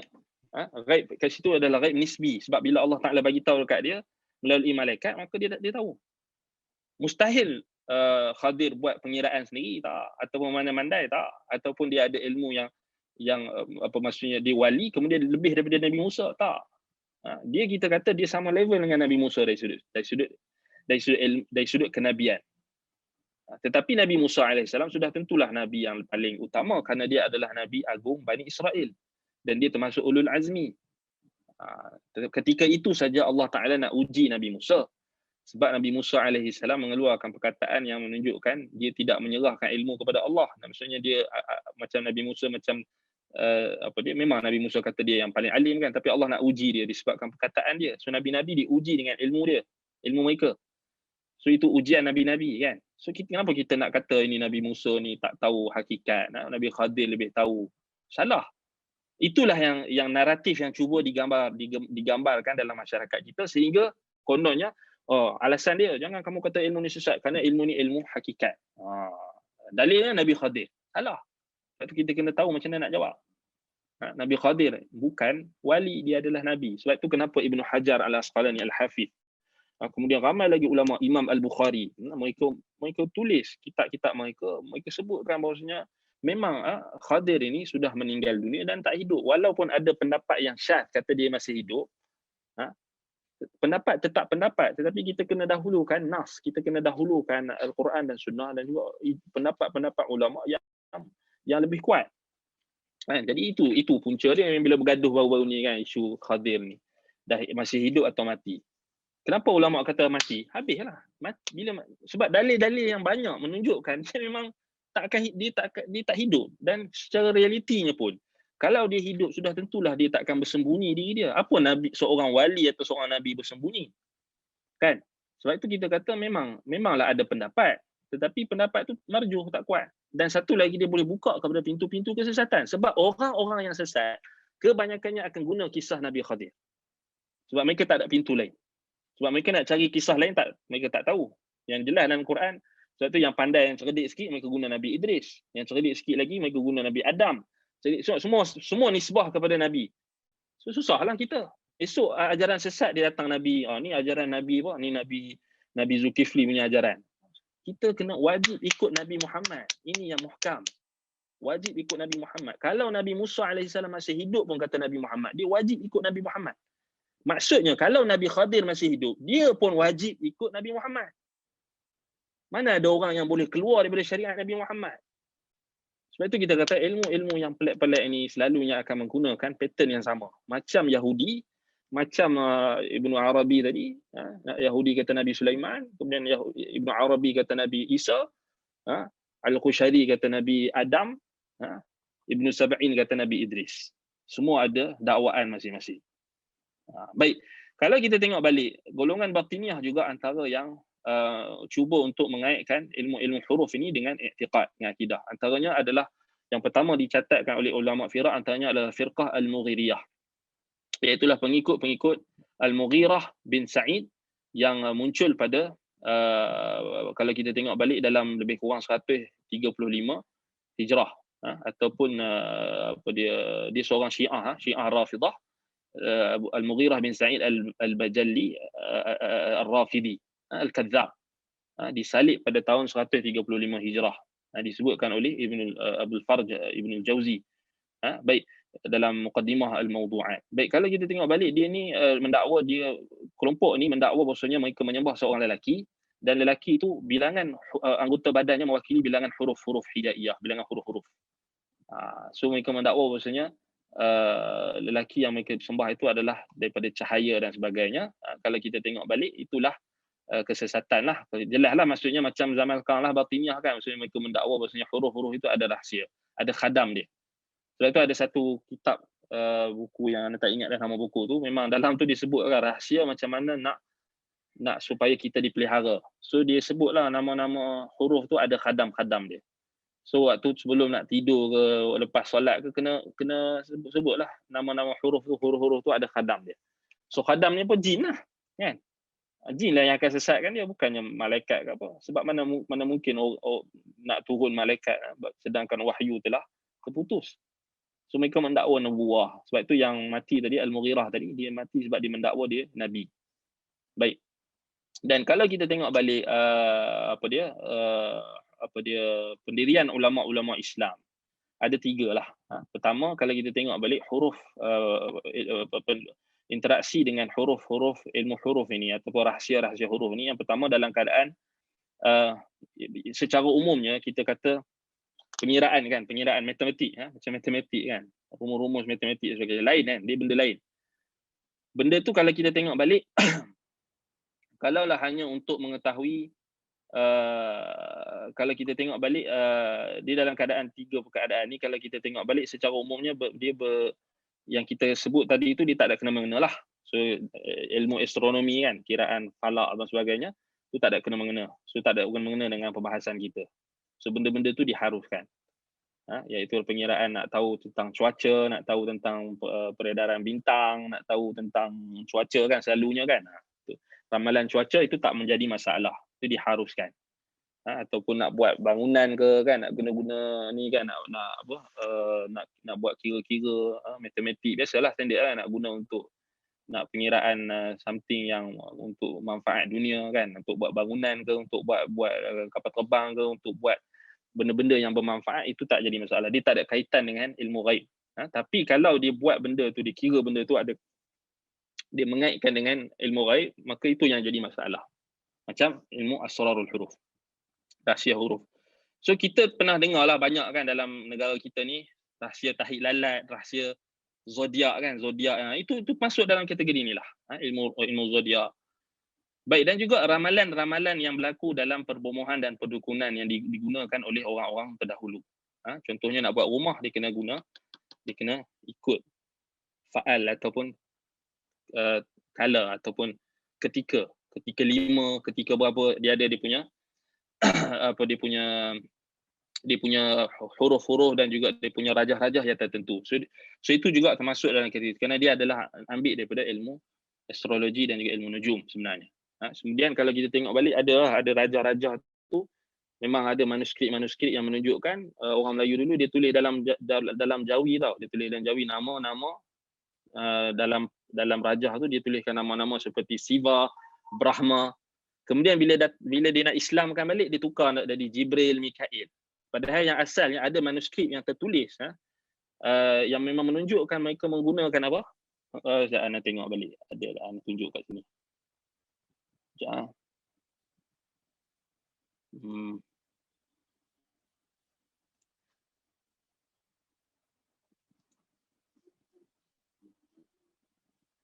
Sekejap Ana check balik.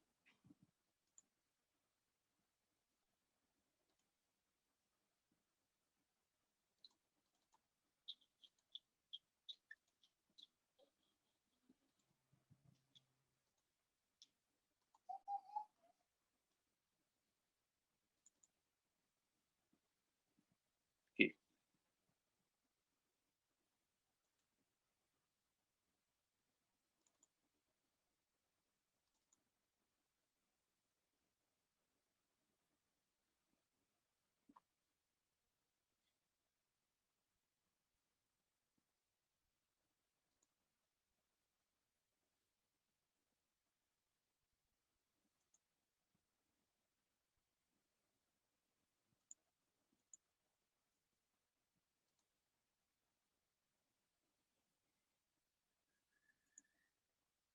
Sekejap.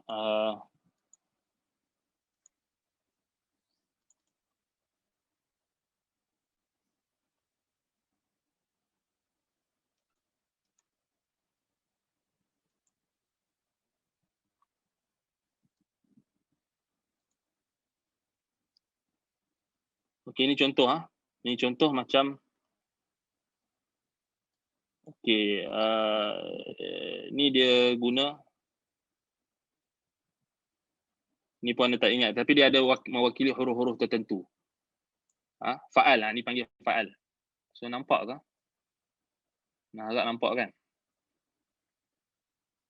Okey, dia akan gunakan fa'al ni, so dia akan letak nama-nama nabi. So nama-nama nabi ni akan ada mewakili bagi huruf-huruf tertentu lah. Waw, ha, contoh Jibril, nama malaikat pun diguna Jibril, ha, waw, waw, waw. Israfil, waw, ha, waw, ha. Mikail, waw, waw, waw, waw.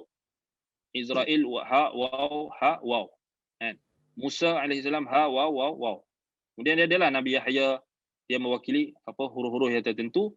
Fa'al ni adalah digunakan untuk meramal sesuatu. So meramal sesuatu. So ini ada dalam kalau kita tengok dalam memang digunakan oleh orang-orang Melayu terdahulu lah. Baik, satu lagi kalau kita tengok balik kejap belum. Diorang tak boleh nampak. Tak boleh nampak? Kejap. Okey, silap. Anda silap. Okey, yang ni. Nampak tak? Nampak. Okey, nampak. Okey, ni contoh fa'al. Fa'al yang digunakan, yang ada dalam Perpustakaan Negara Malaysia ni, di Pontianak. So kalau kita tengok balik, dia akan guna nama Jibril alaihissalam, ha, waw, waw, waw. Kemudian Israfil, waw, ha, waw, ha. Dan seterusnya Nabi Ismail, Yahya dengan mewakili huruf-huruf tertentu. Baik, contoh yang lain. Okey, kejap Ana tunjuk contoh yang lain pula.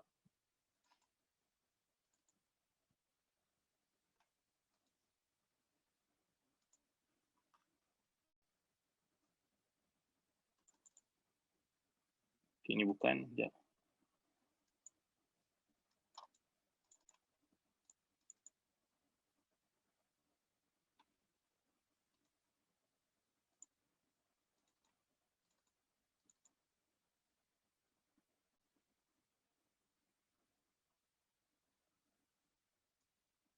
Yang Anda sebut tadi, ada satu yang ketika tu, dia satu alat yang digunakan untuk ramalan,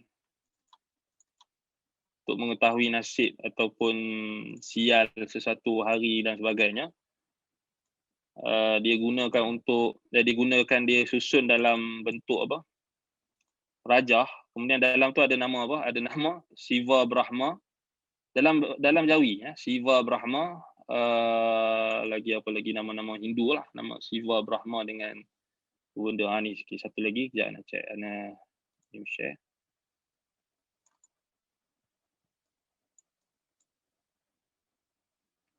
So ini satu lagi, table of Lauh al-Hayah ataupun Lauh al-Mamat. So dinamakan papan ni adalah papan hidup dan mati. So di sini dia akan letakkan, ni kecil ni tak nampak sangat. So dia letakkan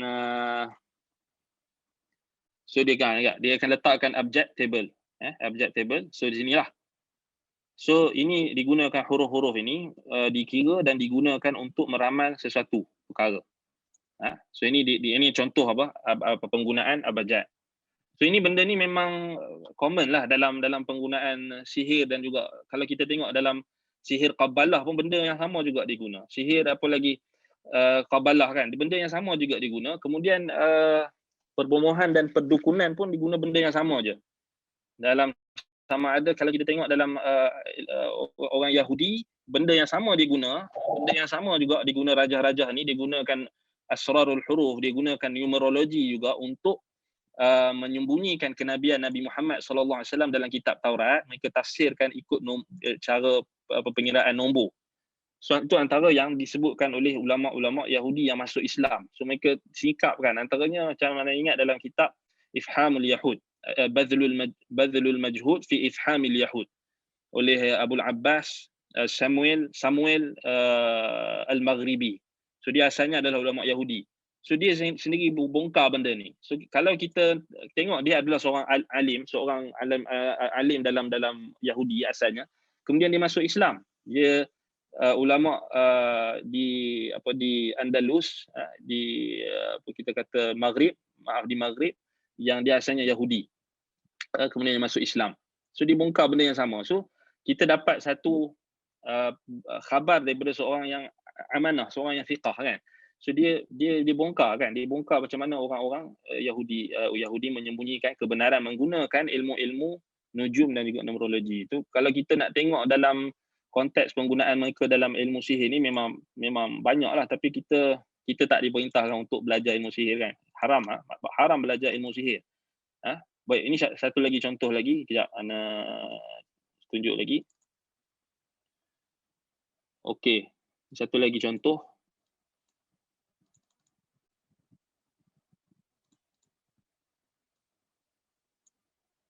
Okey, ni dipanggil Table of Alternate ketika 5. Muhammad and the four rightly guided caliphs. So ini di Palembang. So ini kalau kita tengok, dia akan letak nama Nabi Muhammad, Ali, Uthman, Abu Bakar, Muhammad, kemudian dia ada sebut nama Bashnu Miyu, ana pun tak boleh nak baca sangat ni. Ibrahim, dia Ibrahim Uthman kan. Kemudian ada lagi Abu Bakar. So dia letak, so dia guna nama-nama Islamik. Tapi ana akan tunjukkan nanti yang asalnya dia gunakan nama-nama Hindu juga. So nampak tak, dia orang mencampurkan antara hak dan batil. So mereka menggunakan nama-nama Islami untuk mengislamisasikan benda tu. Jadi orang kita, dia orang dulu kan, dia tak tahu, dia nampak Rumi, nampak Jawi, nampak Islamik punya nama. Dia ingat ni ilmu yang Islam lah. Tapi bukan Islam, ni ilmu sihir. Ilmu kita kata cabang daripada ilmu sihir. Kan, anda berani cabar orang yang kata ni bukan ilmu sihir, sila berani cabar untuk kita buktikan dia bukan ilmu sihir. Ini memang ilmu sihir. Cabang daripada ilmu sihir, ilmu perdukunan, ilmu ramalan dan juga perbomohan. Baik, anda tunjuk lagi.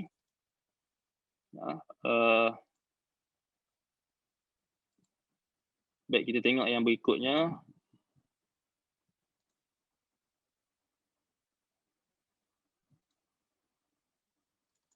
Okey, ni.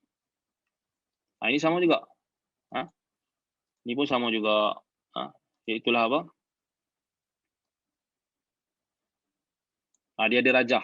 Dia rajah. Yang ni lagi bahayalah, dia talismanic. Design on the right with the ni kat Kelantan atau Kelantan ni. So dia kalau tengok balik ni, dia adalah tujuannya adalah untuk membuat something lah kita katakan. So dia nampak rajah-rajah ni digunakan.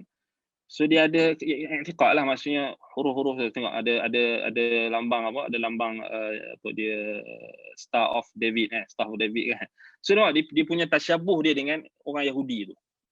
So kita takkan nak kata benda ni Islam, walaupun benda ni ditulis dengan Jawi dan sebagainya. Kemudian diletakkan Allah, diletakkan ya Allah, diletakkan nama Nabi Muhammad dan sebagainya. Tetapi asalnya bukan datang daripada Islam. kita dah sebut tadi, dia datang daripada apa? Dia datang daripada golongan-golongan penyembah bintang, sabiah. Kemudian didakwa bahawasanya dia adalah ilmu Nabi Adam, ilmu Nabi Idris, ilmu Nabi Sulaiman. Orang Yahudi dakwa. Sebab itu kita tengok mereka akan dakwa adanya cop Nabi Sulaiman pada ilmu-ilmu ini. So, ini memang adalah benda yang berkongsi pada ilmu sihir dan perbuahan. Perbuahan dan perdukunan. Baik, kita tengok lagi sikit sebelum kita tengok berkenaan dengan hukum yang dinyatakan oleh ulama Islam. Baik.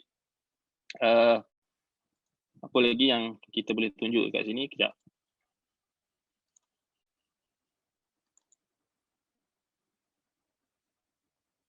Ana nak tunjuk yang ditulis nama-nama Hindu tu. Brahma, Siva ke apa, Siva ke.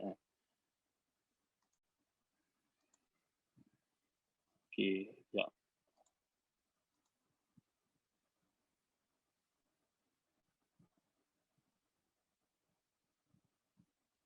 Okey, ini satu lagi Fa'al oleh An-Nursi. Bisma Fa'al Nursi. Sini juga sama jugalah, benda yang kita kata digunakan untuk meramal something dan juga digunakan untuk mengaitkan dengan sesuatu alam ataupun sesuatu perkara yang gaib lah. Baik, jadi ini juga satu benda yang kita tengoklah, jelas lah, maksudnya memang bukan Islam bukan macam ni kan. Islam bukan disibukkan dengan benda-benda yang marut macam ni. Tapi bagi orang-orang yang mempertahankan benda-benda ni, dia kata ni ilmu juga. Hujah dia ilmu Allah luas. Sedangkan kita dah sebut tadi tidak diajarkan ilmu-ilmu macam ni dalam agama kita. Kan, agama kita ni tak mengajarkan kita untuk mengetahui benda-benda gaib dengan cara yang sedemikian rupa. Contoh lagi kita boleh tunjuk lagi antara perkara yang baik, ini contoh digunakan untuk menghalau hantu kalau tak salah. So ini benda-benda yang kita kata dia digunakan, maksudnya asas dia adalah kembali kepada ilmu asrarul huruf tadi, ilmu numerologi asrarul huruf. Semuanya akan balik pada itu. Kita takkan jumpa lah ilmu-ilmu ini kalau kita tengok Ibn Khaldun sendiri dah sebut. Sama jugalah, macam dalam setiap bangsa tu adalah benda ni.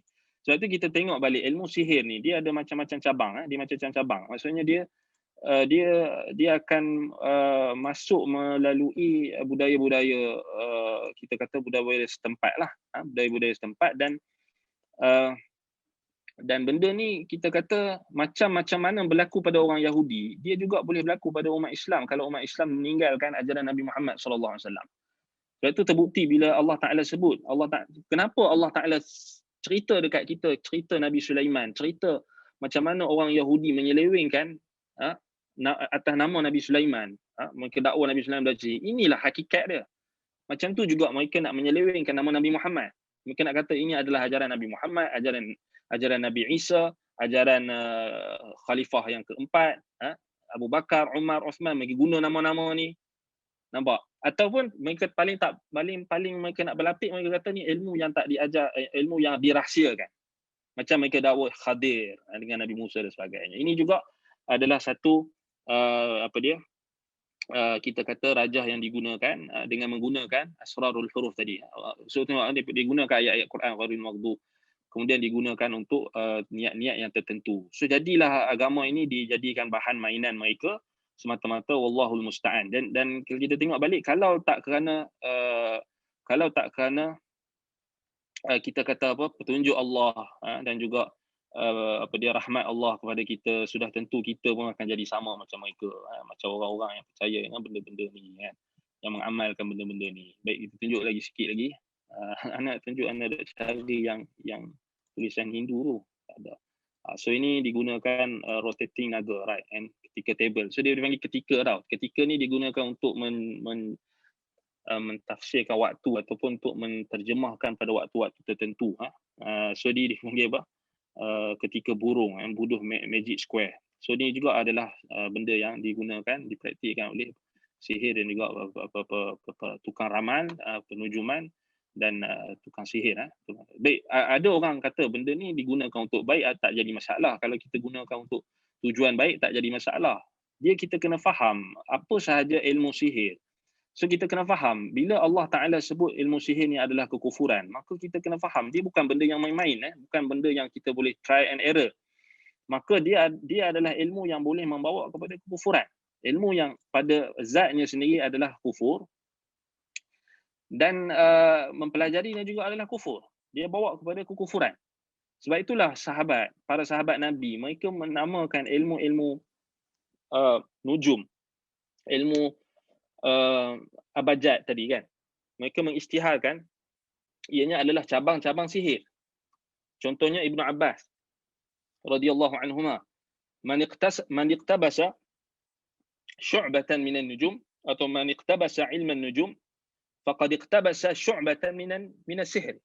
Barang siapa yang mempelajari satu cabang daripada ilmu nujum, maksudnya astrologi, untuk ramal, maka dia telah mempelajari atau dia telah mengambil satu cabang daripada ilmu sihir. So tengok, salafus salih, mereka samakan benda ni sebab dia berkhidmat untuk ahli sihir, dia berkhidmat untuk tukang nujum, dia berkhidmat untuk ahli-ahli ramal ataupun dukun dan bawang dan bomoh yang Nabi SAW tak mengaku umat. Nabi kata, laisa minna man takahhana aw tukuhina bi, man tasahhara aw tusuhira bi. Nabi samakan kategori bomoh dan dukun dengan ahli sihir. Nabi sekali kan, Nabi kata tidak, bukan di kalangan umatku orang yang mengamalkan perbomohan, takahhana atau tukuhina, yang minta diramalkan atau minta untuk diperbomohkan ataupun didukunkan, yang minta khidmat dukun dan bomoh. Tak boleh. Nabi tak mengaku umat. Bukan benda yang remeh, benda yang berat. Dan bukan di kalangan umatku orang yang mengamalkan ilmu sihir. So ulama kata orang yang amal ilmu sihir ni kufur. Kufur. Cabang-cabang dia yang akan bawa pada ilmu sihir pun sama hukum dia. So hukum wasilah. Kan? Kemudian mungkin kita akan terpedaya juga dengan dakwah mereka kata ilmu sihir ni dia ada sihir putih, sihir hitam. Ini sebenarnya adalah kebatilan juga. Mana ada ilmu putih, ilmu hitam, tak ada. Sihir, bila sebut sihir, dia adalah kufur. Dia ada ilmu yang batil. Ilmu yang Allah Ta'ala isytiharkan kekufuran pada pelakunya. Ilmu yang Allah Ta'ala jadikan fitnah. Ya Allah utuskan Harut dan Marut untuk menguji manusia. Innama nahnu fitnatun fala takfur. Jangan kamu kufur. Kami adalah ujian. Siapa yang belajar, siapa yang pergi menuntut ilmu sihir, maka dia kufur. Nampak? Dan Nabi SAW kata, man ata kahinan aw arrafan. Barang siapa mendatangi dukun, pawang, bomoh, fasa'alahu, fasaddaqahu bima yaqul faqad kafara bima unzila ala Muhammadin. Siapa yang datang jumpa bomoh, kemudian dia percaya dengan apa yang bomoh cakap, apa yang bomoh ramal, maka dia telah kufur dengan apa yang diturunkan kepada Nabi Muhammad sallallahu alaihi wasallam. Bukan benda yang remeh. Kan? Bukan benda yang remeh. Baik. Baik, kita akan tengok anak-anak balik pada kitab kita tadi. Baik,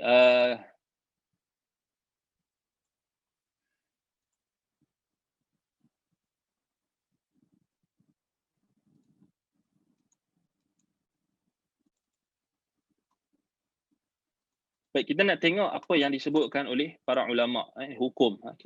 Sebelum ni anda dah bentangkan secara umum, tapi tajuk dia agak maksudnya dia tak tajuk yang samalah, tajuk yang agak berbeza. Baik, kalau kita tengok balik di ulama-ulama, mereka menyebutkan hukum mempelajari apa kita kata ilmu asrarul huruf ni, jelaslah maksudnya dia adalah hukumnya adalah haram dengan ijma' ulama. Dan pelakunya kalau dia melibatkan dia ialah bila dah sebut asrarul huruf ni, dia akan kaitkan dengan perkara-perkara ghaib. Perkara-perkara ghaib. Jadi dia jelas sekali adalah apa? Dia adalah perkara yang kita tak boleh kompromilah, tak ada kompromilah. Maksudnya dia melibatkan benda yang kita kata siapa yang mendakwa ilmu ghaib ni kufur. Kufur kan? Sebab tu kalau kita tengok balik, banyaklah syubhat-syubhat yang cuba disebarkan lah. Antaranya mereka kata ini digunakan oleh salaf, ini disebutkan oleh Ibnu Jarir At-Tabari kan, ini digunakan untuk mentafsirkan perkara-perkara akan datang tak menjadi masalah. Ini adalah ilmu yang hanya teknikal, hanya nak tahu, hanya wasilah, macam-macam. Tapi kalau kita tengok balik memang tak betul lah. Memang tak betul. Sebab dia memang menyalahi ijma' ummah dan menyalahi ayat-ayat Al-Quran yang jelas menunjukkan bahawasanya kita tidak tahu tentang benda ghaib. Jelas dalam Quran sebutkan benda tu kan. Maksudnya Allah Subhanahu Wa Taala sahaja yang mengetahui benda ghaib dan kita tak boleh mendakwa sesuatu ilmu ghaib yang tanpa hujah kan, tanpa hujah, melainkan dengan apa yang disampaikan oleh Rasulullah sallallahu alaihi wasallam. Baik, ini sebenarnya kalau kita tengok baik ana tengok soalan lah, banyak soalan ni. Baik, kalau kita tengok balik sebelum ni ana dah pernah huraikan berkenaan dengan hukum dia ni. Kalau kita tengok balik ulama-ulama Islam mereka menyebutkan maksudnya haram lah, haram sebab dia adalah cabang daripada cabang ilmu sihir. Antara yang fatwakan pengharaman ini adalah sahabat Nabi Ibnu Abbas radhiyallahu anhuma. Barang siapa yang mempelajari, aku tidak melihat orang yang mempelajari abjad ini melainkan tidak ada ma'ara minhum min khalaq, ma'ara lahum min khalaq. Aku tak melihat bagi mereka ini ada bahagian daripada Islam. Maksudnya min khalaq ni maksudnya nasib, maknanya bahagian yang ada di syurga kelak. Mereka tak akan dapat satu bahagian pun daripada Islam. Maksudnya mereka tak akan masuk syurga, maksudnya menafikan mereka tak boleh masuk syurga selama-lamanya. Min khalaq maksudnya umum, maksudnya dia tak ada bahagian sikit pun daripada Islam. So menunjukkan Ibnu Abbas radhiyallahu anhuma mengkafirkan pelakunya. Pegang pelakunya. Orang yang belajar ilmu ni, kemudian dia cuba untuk kaitkan dengan benda gaib. Dan benda ni sebenarnya ada dalam motivasi pun dah masuk. Termasuklah penganut-penganut teori konspirasi. Mereka juga buat benda yang sama. Dan benda ni sebenarnya dia adalah kebiasaan orang Yahudi sebenarnya. Dia bukan orang Islam. Orang Islam tak buat macam ni. Kecuali orang-orang Islam yang ikut Yahudi. Macam orang-orang Sufi yang melampau tadi, yang ada Gnostik, mistik dan sebagainya. Baik, kita tengok soalan. Jadi orang Cina percaya nombor 8 tu bagus, nombor 4 tu mati. Dan orang kita dah ikut dan list nombor 4 tak ada nombor 3 dan begitu je. Ya betul.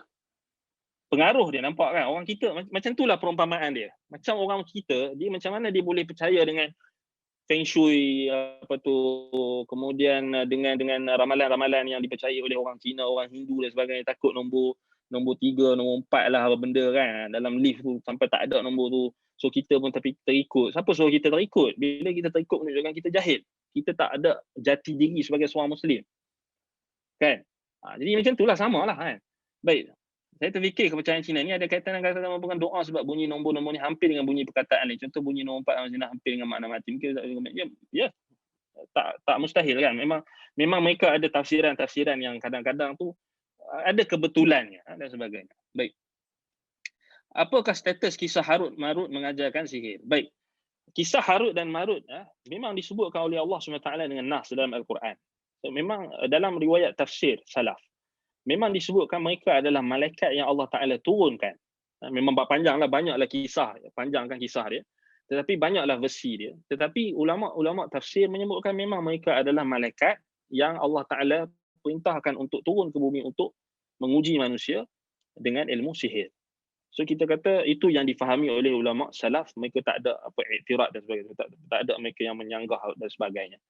Walaupun ada perincian berkenaan dengan kisah-kisah yang lebih terperinci itu, mungkin adalah perkara-perkara yang mereka ingkar, tetapi secara umumnya kisah Harut dan Marut itu memang disebutkan dalam Al-Quran dengan nas dan memang mengajarkan sihir. Ada orang tanya macam mana malaikat boleh ajar sihir? Baik, ini perintah Allah untuk menguji manusia. Sebab tu dalam nas ayat Quran tu jelas kan, innama nahnu fitnatun fala takfur. Sesungguhnya kami fitnah, kami ni ujian. So antara fungsi malaikat adalah mereka diturunkan oleh Allah untuk menguji manusia. Sebagaimana, cuba tengok, Nabi Lut, kaum Nabi Lut, mereka diutuskan malaikat-malaikat yang cantik, malaikat-malaikat yang tampan untuk menguji mereka. Itu simple je. Simple nak faham. Malaikat-malaikat yang datang kepada kaum Nabi Lut datang dalam rupa amrat atau rupa lelaki yang tampan. Untuk menguji siapa? Menguji kaum Lut dan akhir sekali diazab. So, sama je konsep dia. So, dia tak ada isu kan. Apakah sebab mereka bagi campur ayat Quran contoh bismillah adalah untuk menampakkan keislaman. Supaya orang taklah kata benda ni sihir. Sebab tu kata Syekhul Islam Ibn Taimiyah rahimahullah, mana ada ahli batil, dia nak bawa kebatilan tu dengan kebatilan semata-mata. Dia akan tempelkan kebenaran. Dan inilah perangai orang Yahudi. Orang Yahudi dia campur adukkan antara kebatilan dan kebenaran. Sebab tu Allah Taala sebut dalam Quran, wala talbisul haqqo bil batili wa taqtumul haqqo wa antum ta'lamun. Jangan kamu campur adukkan antara hak dan kebatilan, kebenaran dan kebatilan, lalu kamu menyembunyikan kebenaran. Sebab secara umumnya bila kebatilan tu dah bercampur dengan kebenaran, kebatilan tu akan mendominasi. Maksudnya macam kita bagi contoh yang mudah, Nabi SAW bagi tahu tentang macam mana jin-jin yang mencuri khabar di langit, mereka menipu, mereka curi-curi dengar, kemudian mereka direjam oleh malaikat yang menjaga langit, kemudian mereka turun, mereka sampaikan dekat bomoh-bomoh dan dukun-dukun, wali-wali mereka telah mencampurkan satu kebenaran tu pun tak dengar betul. Kan ulama tafsir sebut, tak dengar tepat, tak dengar betul, ataupun dia orang sendiri salah faham. Satu yang dianggap kebenaran tu dicampurkan dengan 100 pembohongan. So ibaratnya macam kebatilan ni, sihir, perbomohan, perdukunan ni, dia macam kita ambil daging babi 100 kilo dengan daging lembu 1 kilo, campur. Bismillah tu hanya, ibaratnya bismillah yang diguna tu hanya apa? Hanya 1 kilo saja macam daging lembu tadi. So yang banyak adalah daging khinzir. So dia adalah kebatilan. Mana ada orang akan nak makan kan kalau dah 100 kilo daging babi dalam tu. 1 kilo saja daging lembu. Tu pun belum tentu daging lembu tu disembelih atau tak. Ada lagi dia punya dah kebatilan tu. Maksudnya hanya sempelan benar. So mereka akan gunakan Quran. Macam orang Yahudi mereka selewengkan Taurat. So benda ni Nabi bagi tahu, Al-Quran dah bagi tahu. Sebab itu Allah Taala dah tahzir orang Yahudi. Tahzir kita daripada ikut jalan orang Yahudi. Ini sebab dia. Kenapa kita hari-hari kita minta ghairil maghdubi alaihim waladdallin siratal ladzina an'amta alaihim. Kita minta Allah Taala bagi kita petunjuk jalan orang yang Allah beri nikmat. Siapa? Sahabat Nabi, tabi'in, salafus salih. Mereka amal tak ilmu ni? Tak amal. Bila tak amal, tak payahlah buat, tak payahlah ikut. Nampak? Kemudian Allah kata ghairil maghdubi alaihim, bukan jalan orang yang engkau murkai. Siapa orang yang murkai? Orang Yahudi yang campur adukkan kebenaran. Tuduh Nabi Sulaiman ajar sihir. Baik, itu kita kata hal tersebut. Baik. Jika seorang ahli agama membahagikan orang habis huruf demi huruf, itu termasuk dalam topik ini untuk memberi tahzir, untuk memberi ancaman, untuk menunjukkan contoh macam anda buat tadi. Anda tak tafsir pun satu-satu sebab anda pun tak tahu. Buat apa kita nak belajar? Maksudnya kalau kita belajar tu kita menjadi inilah. Kecuali kalau kita nak tahu apa sisi kebatilan dia bagi ahlinya, maka dia dituntut untuk tahu, baca, untuk rujuk apa yang kita, untuk menjelaskan kebatilan, hukumnya harus. Sama macam kita kata, macam orang yang pergi jumpa bomoh dan dukun, tujuannya adalah untuk membongkar pembohongan dukun dan pawang atau bomoh tersebut. Hukumnya harus. Dia tak termasuk dalam kategori yang Nabi kata dia kufur tadi, bila dia pergi dia percaya. Sama. Apa pendapat Ustaz tentang orang yang belajar sihir untuk melawannya? Tak boleh. Ini disebut sebagai oleh Imam Ibn Al-Qayyim dan ulama ahli tahqiq, kita kata apa? An-nushrah. Hillul sihir bisihir. Melawan sihir dengan sihir adalah haram. Hukumnya haram, tak boleh. Tapi dia orang yang terlibat dalam pembohonan perdukunan dan mereka nak menghalalkan, mereka akan dakwalah ini boleh, ini ilmu putih dan sebagainya. Sebab itu dalam ajaran sebahagian tarikat sufi, mereka mendakwa sihir ini adalah satu cabang karamah. Mereka anggap sebagai karamah bagi tok guru mereka. Sebab itu tok guru mereka kadang-kadang tu, walaupun dia pun lawan juga sihir, tapi dia kata kita nak lawan sihir ni, kita kena guna juga ilmu-ilmu yang ni, tapi tujuannya baik. Ini ilmu hitam, ilmu putih. So mereka mendakwa ilmu yang mereka belajar itu adalah ilmu putih, ahli sihir itu ilmu hitam. Ini salah juga, tak betul. Kita kata masuk dalam belajar ilmu sihir, tak boleh. Sekarang ni dukun dan bomoh bergelar ustaz atau guru untuk mengislam kerja bomoh ni banyak kamu, ya banyak sangat sekarang ni. Kita kata wallahul musta'an, kerana mereka menggunakan nama ustaz, menggunakan nama tok guru dan sebagainya.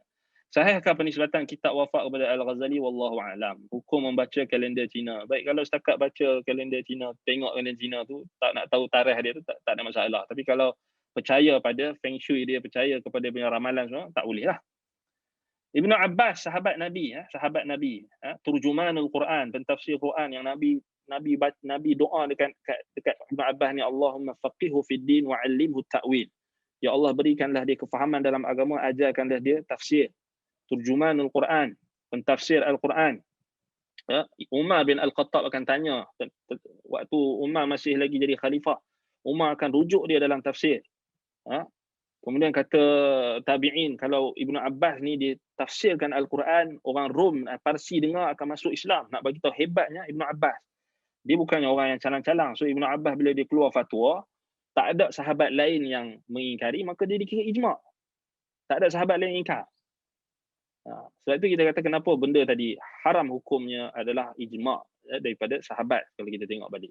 Yang tujuan abjad itu, rahsia huruf itu adalah untuk mentafsirkan peristiwa-peristiwa yang tertentu ataupun dikaitkan dengan keyakinan-keyakinan kita tertentu dan juga ilmu ghaib. Baik. Jadi ini antara perkara yang kita kena hati-hatilah, dan dia dah masuklah dalam masyarakat kita, dan juga kita jangan ingat benda ni orang-orang kampung saja terpengaruh. Orang yang cerdik pandai, yang dianggap sebagai intelek, yang dianggap sebagai yang ada PhD, yang ada doktor, PhD dan sebagainya pun boleh terpengaruh, sebab mereka ingat benda ni adalah ilmu yang baik. Sebab tu kalau kita tengok balik, orang-orang yang terjebak dalam teori konspirasi contohnya bukan orang yang tak cerdik, orang yang cerdik, tapi sebab apa mereka terjerumus dalam benda macam ni? Sebab mereka dah, kita kata syaitan berjaya menyesatkan mereka apabila mereka tak ada asas ilmu yang kukuh. Kemudian mereka maksudnya yang paling penting sekali, kerana mereka menyibukkan diri mereka dengan kebatilan. Baik, sebab itu kalau kita tengok orang politik ke siapa yang guna bom, samalah. Semuanya benda yang kita kata tak dibenarkan dalam Islam. Benda yang kita kata syirik, benda yang Nabi SAW tak mengaku sebagai umatnya. Kenapa kita tergamak untuk menjual sedikit, menjual agama kita untuk kepentingan dunia yang sedikit? So orang yang buat macam tu, orang yang guna bomoh, orang yang bertemu dengan bomoh, orang yang menggunakan khidmat bomoh, dukun, ustaz yang berkedok ustaz tetapi bomoh dan dukun hakikatnya, maka kita kena faham dia diancam selagi mana dia tak bertaubat kepada Allah. Maksudnya dia telah menentang Rasul, dia telah mengisytiharkan pemusuhan dan juga peperangan dengan Allah dan Rasul. Selagi itulah dia tidak akan diterima amalan dia. Kalau orang yang bergelumang dengan ilmu-ilmu yang pelik-pelik macam ni, antaranya asrarul huruf. Sebab tu kita cakap ni, sebab bila adanya orang sebarkan kepada kita di kalangan pengikut teori konspirasi, mereka letakkan satu buku yang mereka rujuk, buku Fitnah Akhir Zaman. Buku tu yang lebih kurang 50 muka surat. Anda dapat buku tu. So dia buat kiraan ramalan tentang kiamat. Bila nak keluar Mahdi, bila sekian-sekian, digunakan huruf-huruf dan nombor-nombor. So ini adalah satu cabang daripada ilmu asrarul huruf yang merupakan haram dengan ijma' ulama. Sama. So tanpa syak lagi. Walaupun dia datang dengan huruf Rumi. Walaupun dia tak datang dengan huruf Arab. Dia datanglah dengan huruf apa sekalipun, hukumnya sama.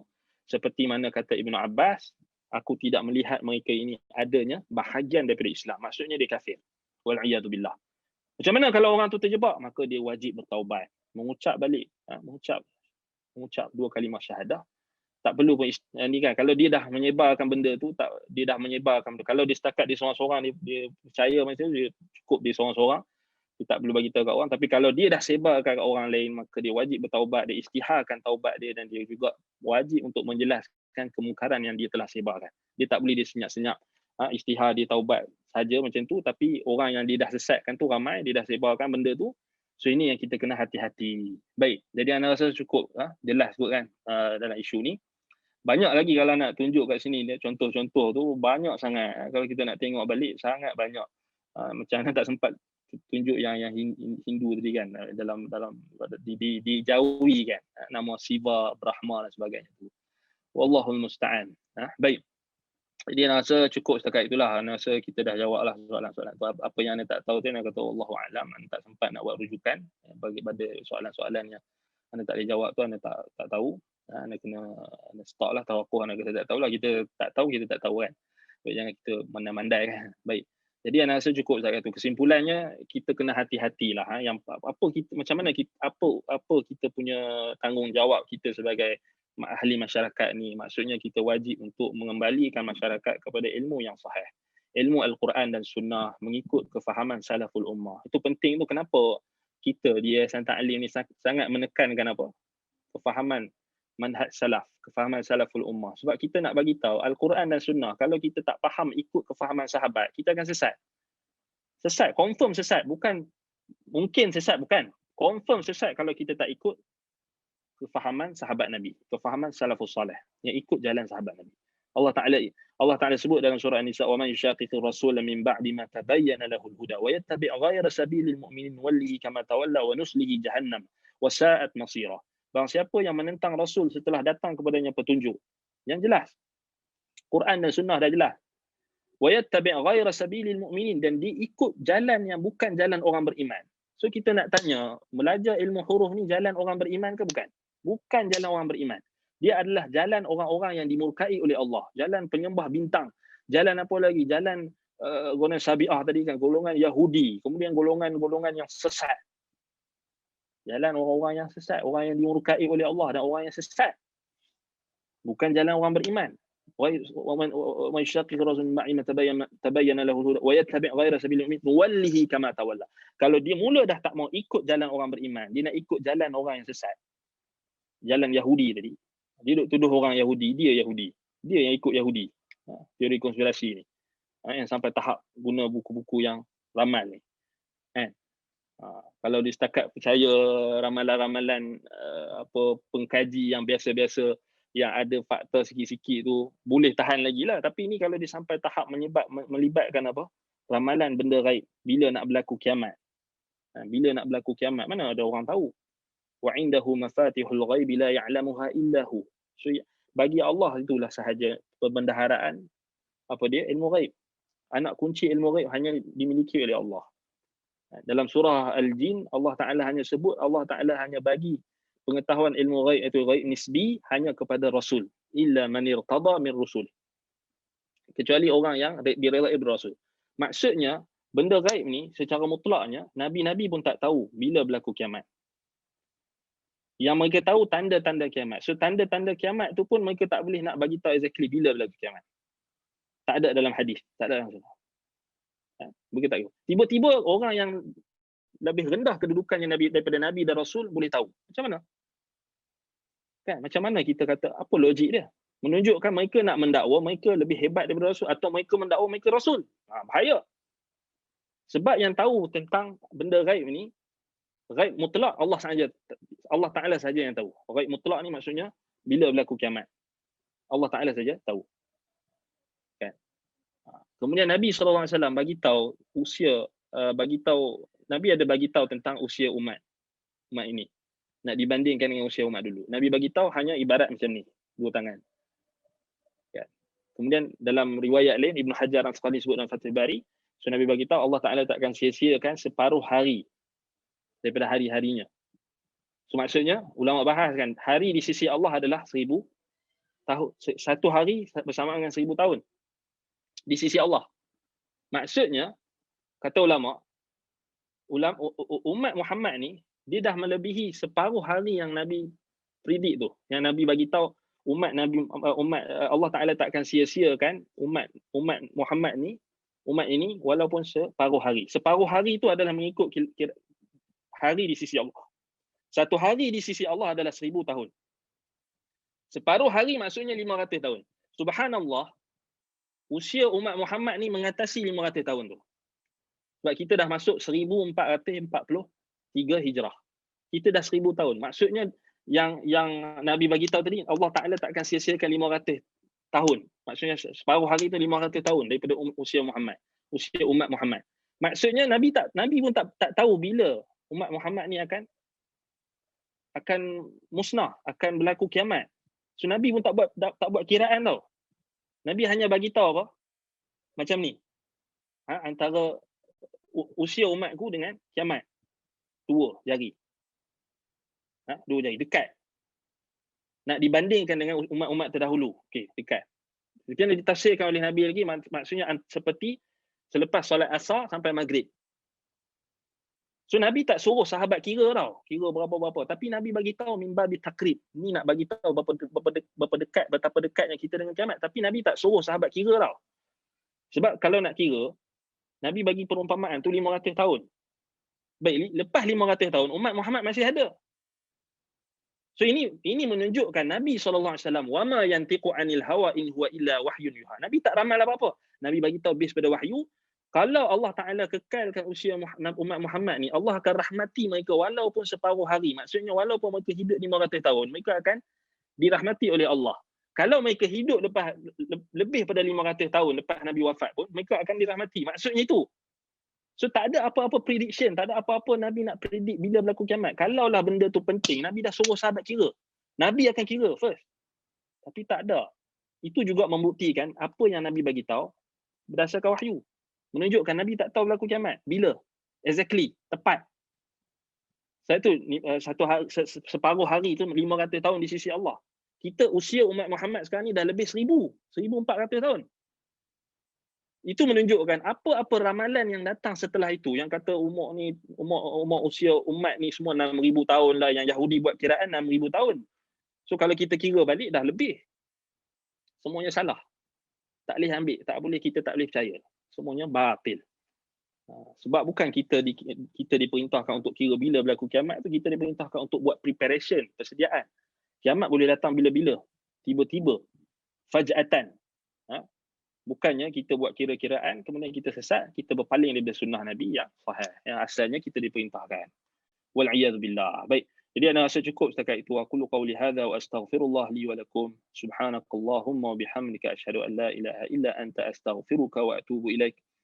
Wa sallallahu ala Muhammadin wa ala alihi wa sahbihi wa baraka wa sallam. Walhamdulillahi rabbil alamin. Wassalamu alaikum warahmatullahi wabarakatuh.